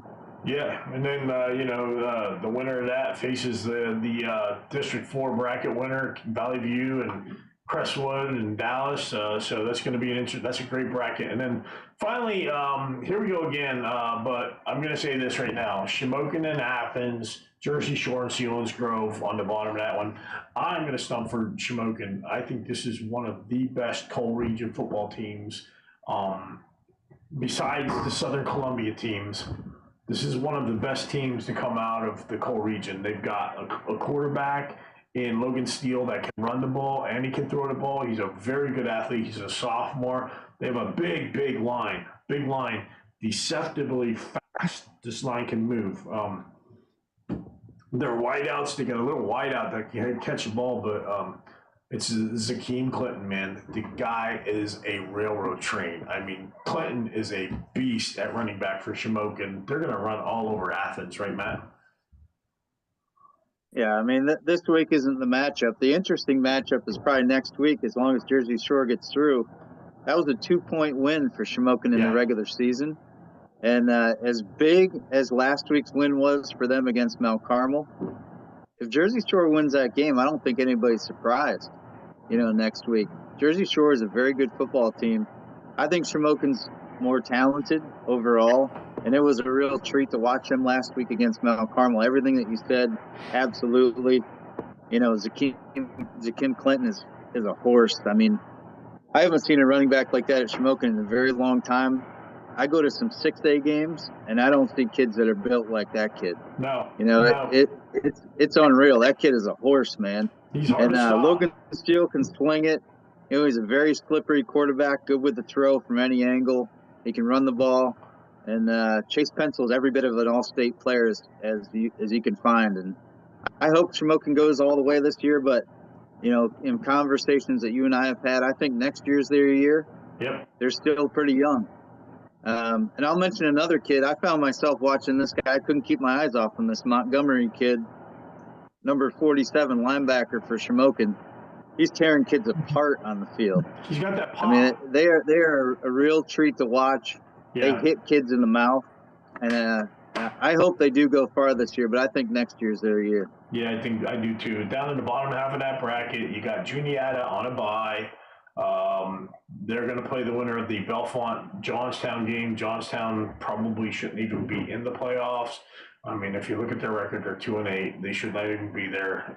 They should just have Juniata playing Johnstown this week.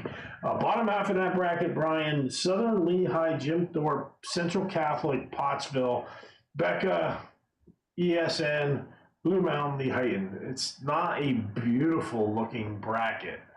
No. Yeah, I mean, this could be the first time that I don't know when the last time it was that Becca and Allentown Central Catholic might not make the district finals. I know they play a lot tougher schedule being in the EPC, and they play a lot of 6A schools. But being 4 and 6, they're not that impressive. Southern Lehigh looked pretty good last week against a Northwestern Lehigh team. Took them to the limit, 23-17. But yeah, that bracket is not that impressive to me. It looks like it's probably going to be Southern Lehigh and Blue Mountain. Yeah, it's a bad bracket. So anyway, hey guys, that's 4A. It's a bad bracket. Are we good with that? Anybody want to make a prediction on Cumberland Valley 4A? Who's going there?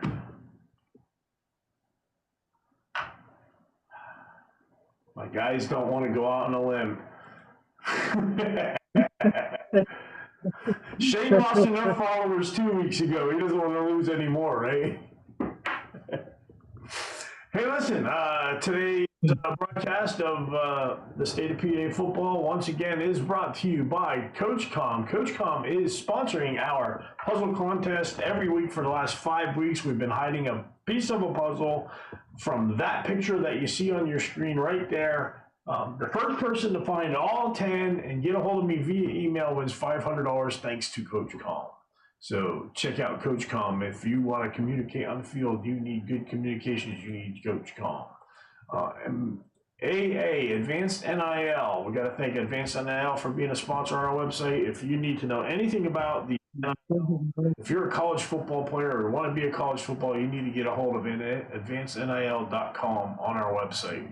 Quick Cuts is another great sponsor of ours, the alternative to Huddle. Quick Cuts makes your film. They have great cameras, great end zone stuff, and they have cheaper storage, and you get more of it. So check out Quick Cuts. And finally, we want to thank Black Bear Fiber, and we want to thank Center West for being a sponsor of our website. Center West keeps me online, keeps our website online, keeps us rolling. We love Center West. Check out their coverage area from Tylersville to Mount Union to Millersburg to Pennsylvania Furnace. So you're in the District 6, District 3 area. You want to check them out if you need internet service.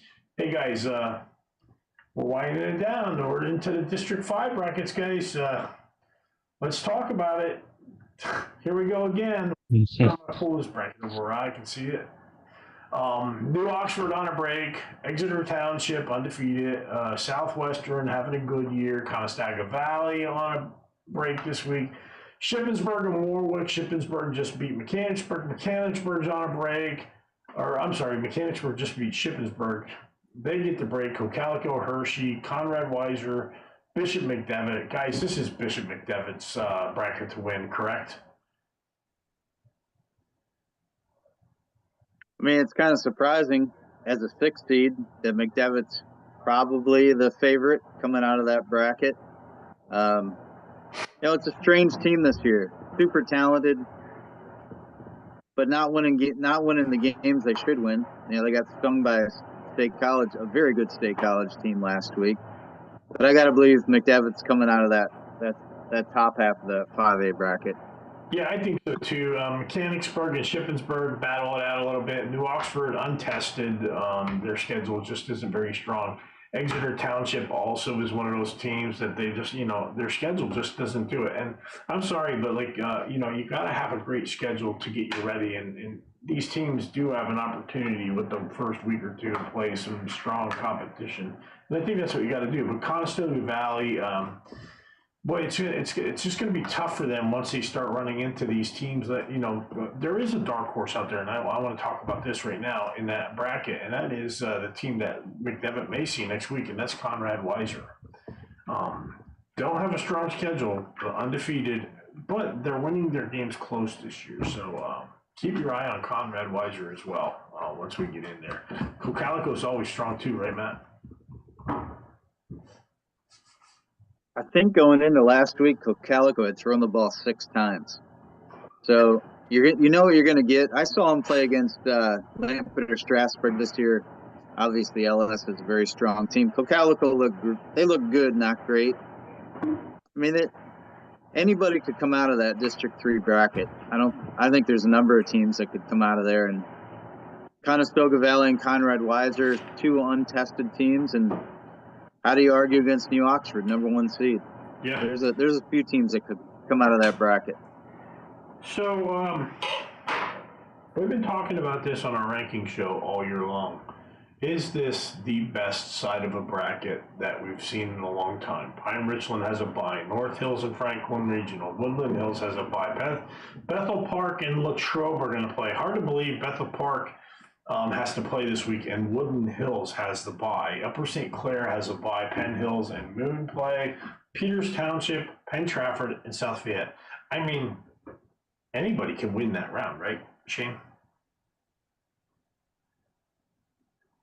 Yeah, I mean, it's going to come down to Upper St. Clair, probably Peters, Bethel Park, and Pine Richland. I mean, even with Pine Richland with the injury, they've proven in the past that they can make that work. And the other 3, I don't think much separates Peters, Upper St. Clair, and Bethel Park.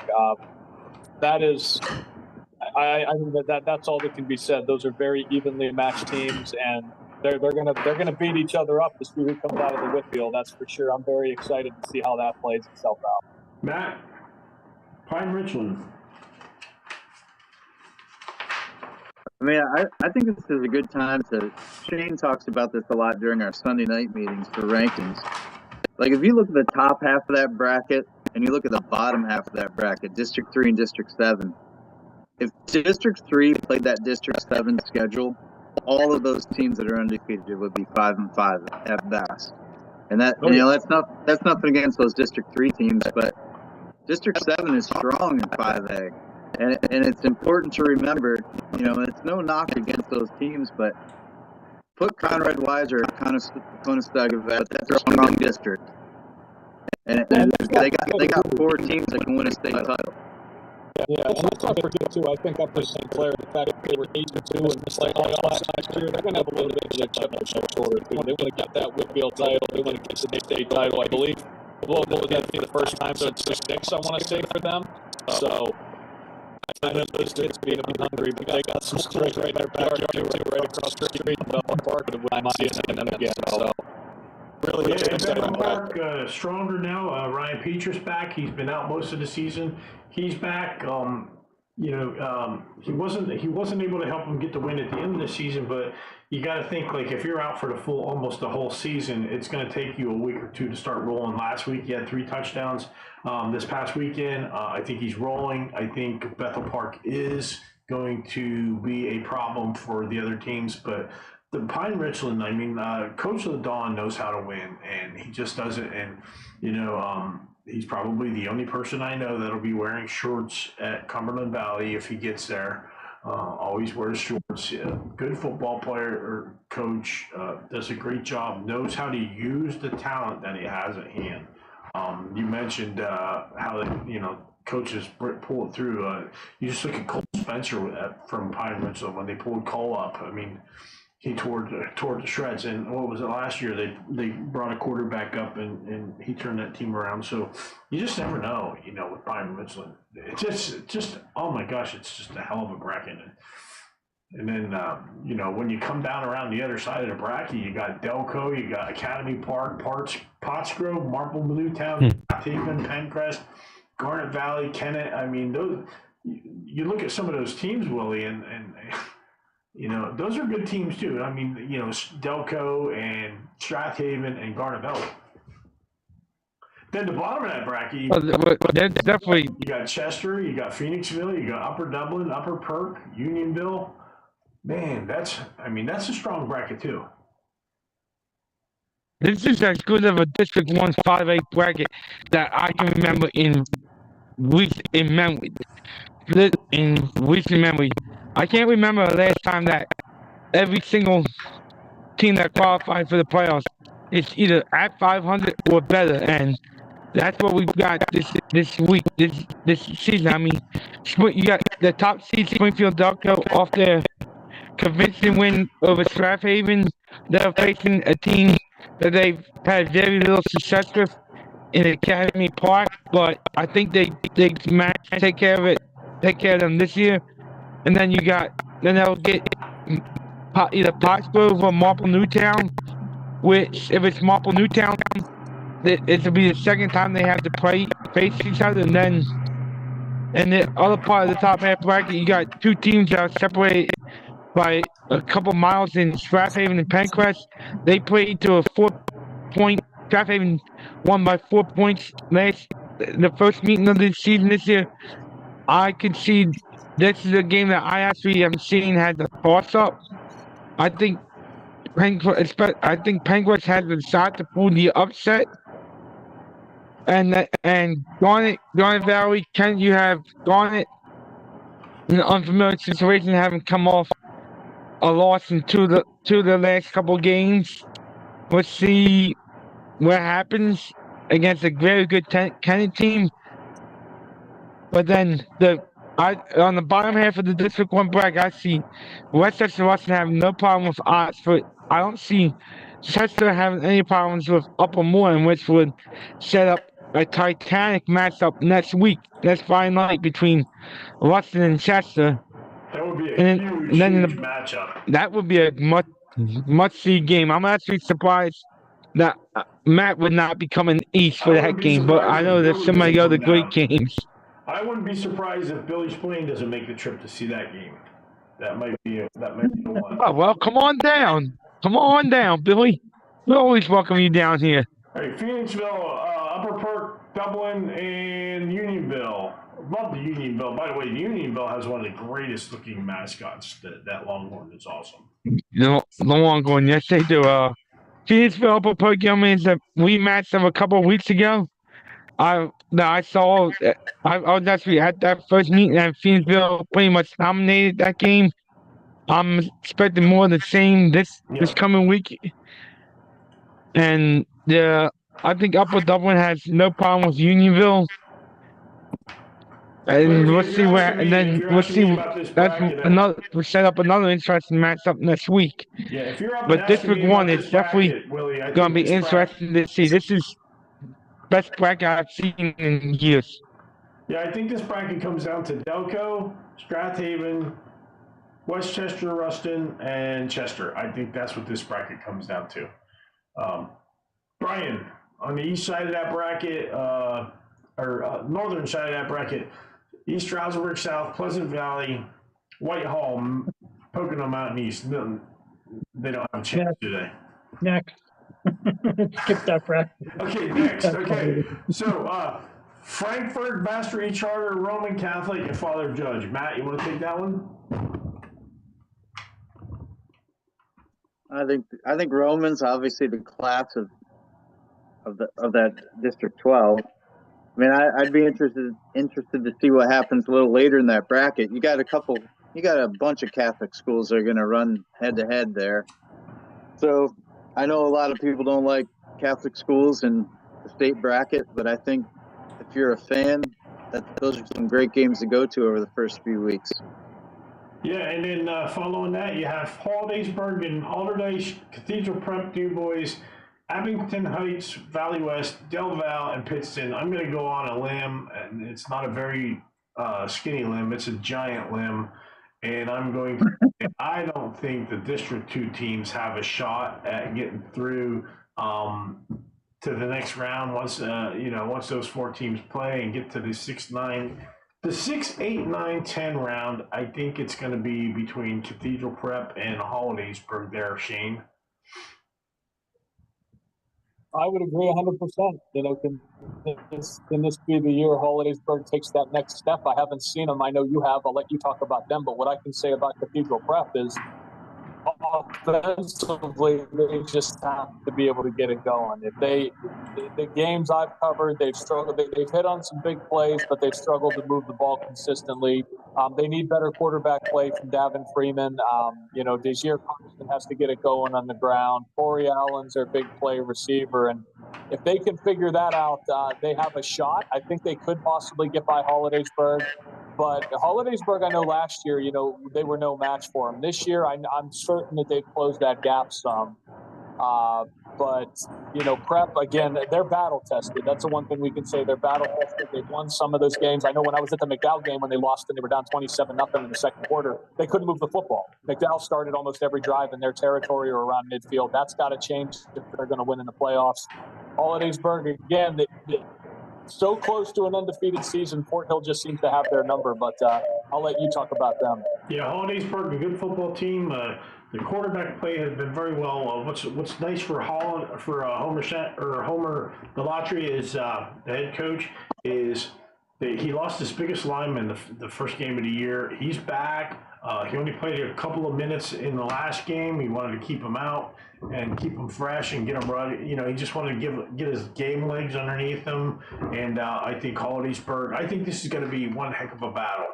I think this is going to be a heck of a battle. We've got that game covered this weekend. I'm interested to see what happens in that weekend. But boy, you were right, Matt. I mean, you got Cathedral Prep in that one. You got Roman Catholic, Father Judge. I mean, all kind of things could happen on that side, but I believe this year, it's the winner of this bracket is coming out of the Southeast. I believe, the Southeast.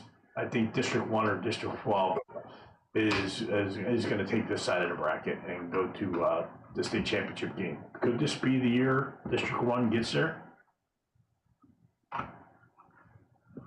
Been a while. Four times in 20 years, Billy. It could be. A blind squirrel finds a nut every once in a while. That's it. What about due for one, Matt? That's it. All right, guys, we got one more bracket to go. Hey, let's just cap it off. Hey, let's get it going here. 6A. Let's just start it right off nowhere because hardly anybody plays this week. It's so frustrating. I mean, it really is. I mean, you look at this bracket. Look at it. I mean, sorry, you got to cover Hollywood up, but Seneca Valley Metro Catholic don't play till next week. North Allegheny and Mount Lebanon don't play till next week. This week in District 2, we have Wilkes-Barre and Scranton and Williamsport and Hazleton. That's a dog meat game. Capital games, right, Brian? Yeah, for sure. That's really nothing coming out of there. Yeah, no, except for dog food. And then State College, just coming off that 58-55 game with McDevitt. McDowell and Erie. Shane, Erie's got a shot, right? Yeah, that's one game. McDowell and State College this year, right? I covered the regular season game. McDowell kind of controlled it early on. Erie High throws a 76-yard touchdown pass with a backup quarterback in the final minute. Actually recovers the onside kick in the closing seconds. Ends up driving downfield, gave himself a chance. Paul Johnson's a good quarterback. They're going to run him. They use a multitude of guys. Tajee Thomas catches a lot of balls for them as well.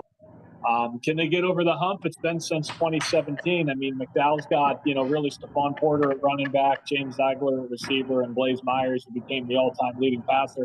He really leads that team. And McDowell's kind of been one of those up-and-down teams. Almost every single week they play a tough game. And I know the losses they had against Steubenville, Steubenville, Walsh, Jesuit.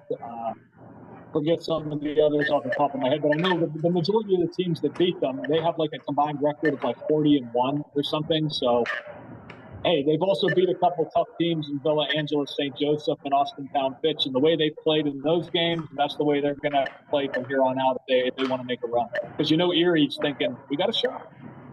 Yeah, and whoever wins is going to play their State College. State College. It's another head scratcher from the inside. State College that skates through every year. They have the bye. They're one of only two districts or 6A teams out here in District 6, Altoona being the other, and Altoona certainly doesn't belong in the playoffs this year, so they get the bye. And then let's go to Harrisburg. Not because, Mountain Township has a week off. Cumberland Valley and Governor Mifflin are going to play. Neither team have been. Cumberland Valley has the big upset win over Harrisburg this year, but then they went out and they lost to one of the worst teams in the Mid-Penn Commonwealth. And, so you're just like, what the heck's going on down there? I don't get it. Harrisburg has a week off. Much improved Harrisburg football team. They got their stud back on defense, so we'll have to see what Harrisburg does next week versus the Dallastown team, who's a pretty good team, but they play in that league down there with Central York and Wilson. Fear the Beard. That's all I'm going to say. Fear the Beard. Wilson came out of nowhere this year, undefeated. Boom, they took down Manheim Township 2 weeks ago, and here they are. They get a bye, and they're going to play the winner of Cedar Crest and Hempfield. Central York has a bye. CD East has a bye. Matt, the vacation is over for CD East, right? Yeah, I think the dream's over. That's I think they started 7-0 and then 3 losses in a row against 3 very good teams. Now they're in the playoffs, and Central York's not going to let up a bit. So it could be a rough ending to the season for CD East. Yeah, it could be. And, obviously none of what we just talked to matters because we're going to look at this bracket right here, right? None of that matters, right? It's not going to matter, right? CB South, Springford, Plymouth, Whitemarsh, Sauderton, North Penn, Ridley, Haverford, Quakertown. Yeah, and Downingtown West, Coatesville, OJR, Neshaminy, CB West, Perkiomen Valley, Downingtown East.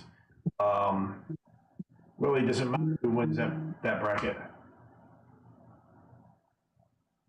I think not, no, because whoever wins, you're pretty much gonna run into whoever survives the bottom part of the bracket and survives the District 12, which we got 3 of the top teams in our rankings, all in District 12, and whoever survives District 1 will potentially have to meet them in the East semifinals, which will be interesting to see. Is this the year that District 1?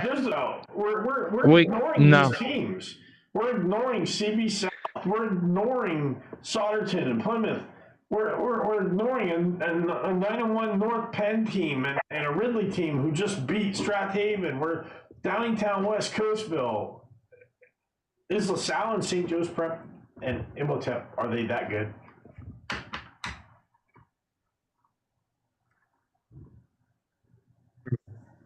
You seem. I'll defer to you and Matt on that one because you guys have seen all 3 of them teams, so I'll defer to you and Matt on that one. But I know District 1 is going to be an interesting tournament. I'm going to let you take this one, Matt. I think everybody's playing for second place on that side of the bracket. St. Joe's Prep and LaSalle. I mean, that's an incredible semifinal for District 12 in 2 weeks. That obviously was a 35-34 4-overtime game, regular season. Incredible. I don't even know where they're going to play that game. Like, you need to play that game at the link. It's unreal. And as big as that game is, if only the winner of that game is probably going to see Imhotep. I mean, Imhotep's got to get by Abe Lincoln first, but That is a game that has been anticipated in the city for a very, very, very long time. Imhotep finally playing with the big boys in the city. An Imhotep versus SJP or an Imhotep versus LaSalle game is just going to be off the charts. 5,000 security guards, close the streets down. It's going to be insane. So that's a crazy bracket right there. But Brian, you guys are going to have a bit of a say, right? Easton, Emmaus, Nazareth, Parkland, Liberty, Freedom, Northampton. Flip a coin there. I would say Easton, Freedom. Parkland lost. I don't know how they lost last week. They lost 27-0 to a very good Emmaus team. Nazareth's going to be there. Liberty, I would have said yes, but Fontanez, their quarterback, is not eligible for the playoffs because of a transfer rule. He played for Allentown Central Catholic, and then he went to a Maryland school, so he played his last game last week with Freedom. So I don't expect them to be in it. But Easton, Freedom, Parkland, Emmaus, and Nazareth, it's a toss-up between all those. I would give Easton the edge, being that they beat Freedom earlier in the season. Freedom's looking good again, so it's just a toss-up there. I think so, too. That's our 6A bracket, guys. Anybody want to take a guess who's going to Northern Valley? I'll just say this. I think the eastern side of the bracket is by far the most superior side of any bracket this entire playoff season.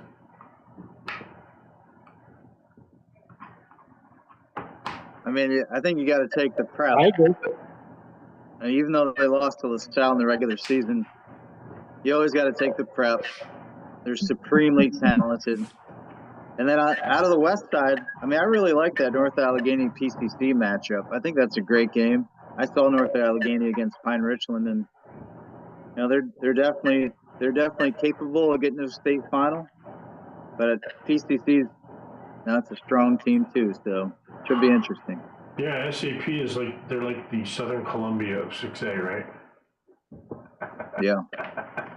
I agree. Whoever survives District 12 will represent the East in the state, but yeah. And I think whoever survives District 7, I think it's gonna be the old-fashioned Pittsburgh versus Philly debate in the 6A final.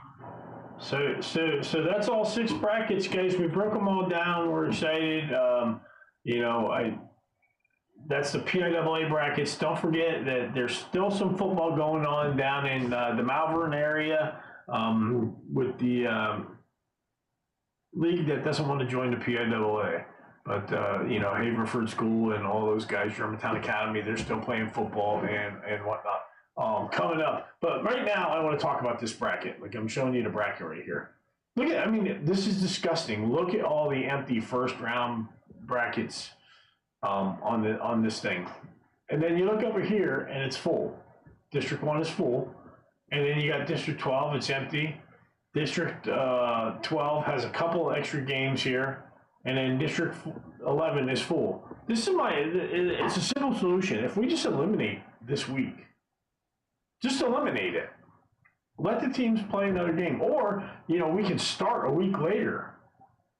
Because they don't want to move it a week earlier because then you got state championship games on Thanksgiving. And I don't think that's a good idea. Or you can give the teams a bye. Anybody interested in giving the teams a bye? Going into the week before Thanksgiving or Thanksgiving weekend, you give them a bye. So basically, this is my idea. You start the playoffs a week later. You start the season a week later. Or you start the season and you give them 3 weeks of practice. You give them 2 scrimmages and the Heat Act week. And then when we get to the last season, the last regular season, week 10, that's your playoff game. That's your last game. And then next week we start week 2 of the playoffs instead of week 1. So instead of doing what we do now, you would just eliminate. You would say, okay, guess what? Hazleton, Williamsport, you're out. Wilkes-Barre, Scranton, you're out. Okay, why? Because we have 5 2-loss teams in District 1 that are going to take your place. So they're out. So they would take a place here somewhere, probably in this round right here. You would have one of these teams, because those teams are going to cry. They're going to be like, oh, well, we're 8-2 and we're going to get left out of the playoffs. No, you're not, because the 5-5 team is out. You have to have a minimum of 7 wins to make a playoff game. If not, you're out. I don't care. You're out. You don't play. Eliminate these bye rounds. Get rid of them. It works. I did the math last year. It all works out.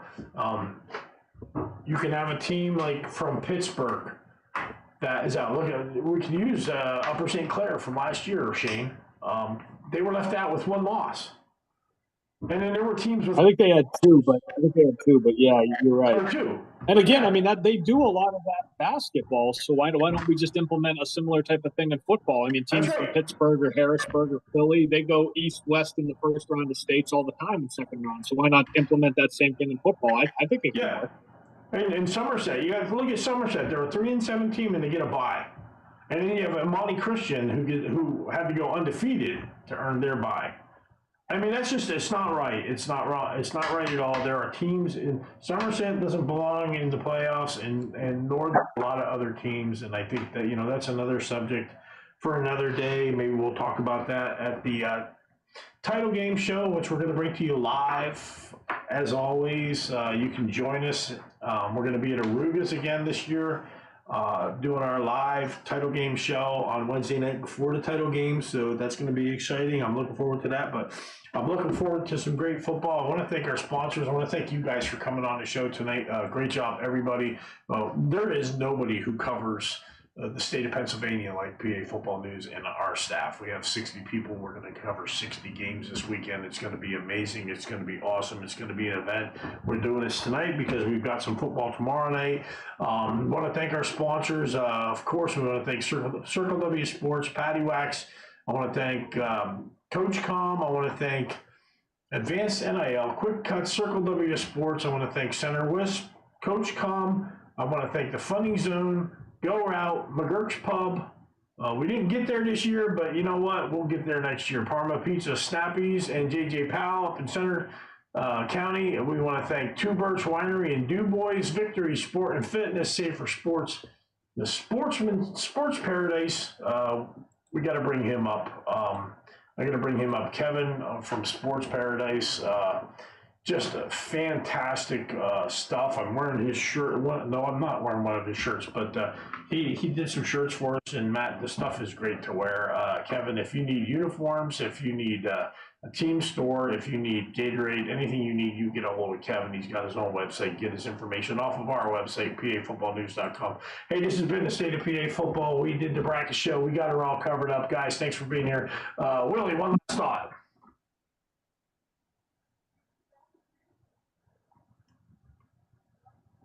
Go out and get to plenty of go out and catch one of the plenty of football games in Philly area this weekend. Lindsay, go.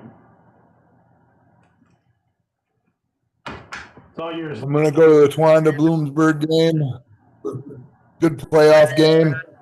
Go out and watch a high school football game. You won't regret it. Shane, last thought, buddy.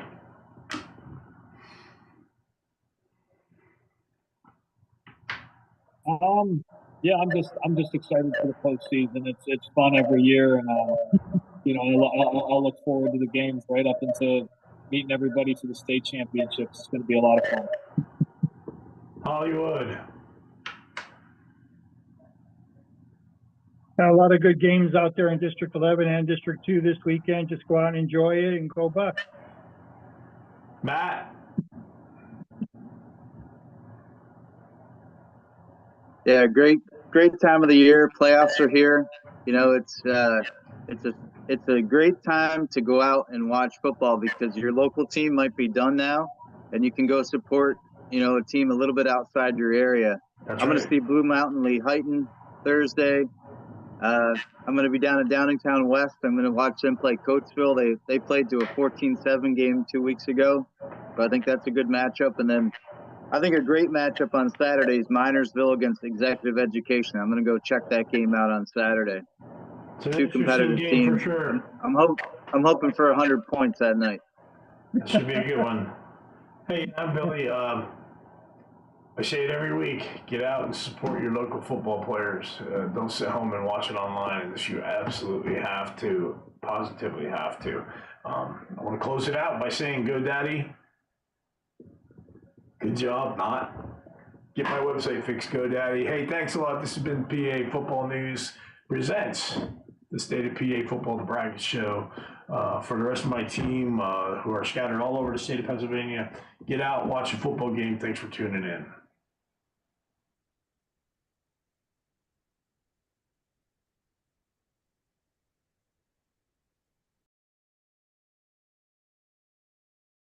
If you're looking for the best coverage of high school football in the Commonwealth of Pennsylvania, check out PAFootballnews.com. From schedules to rankings, game coverage to Friday night scoreboard, live streams, and more, PA Football News is the one-stop shop for everything high school football in Pennsylvania. Follow us on Twitter at PA Football News and visit us at PAFootballnews.com. We got you covered.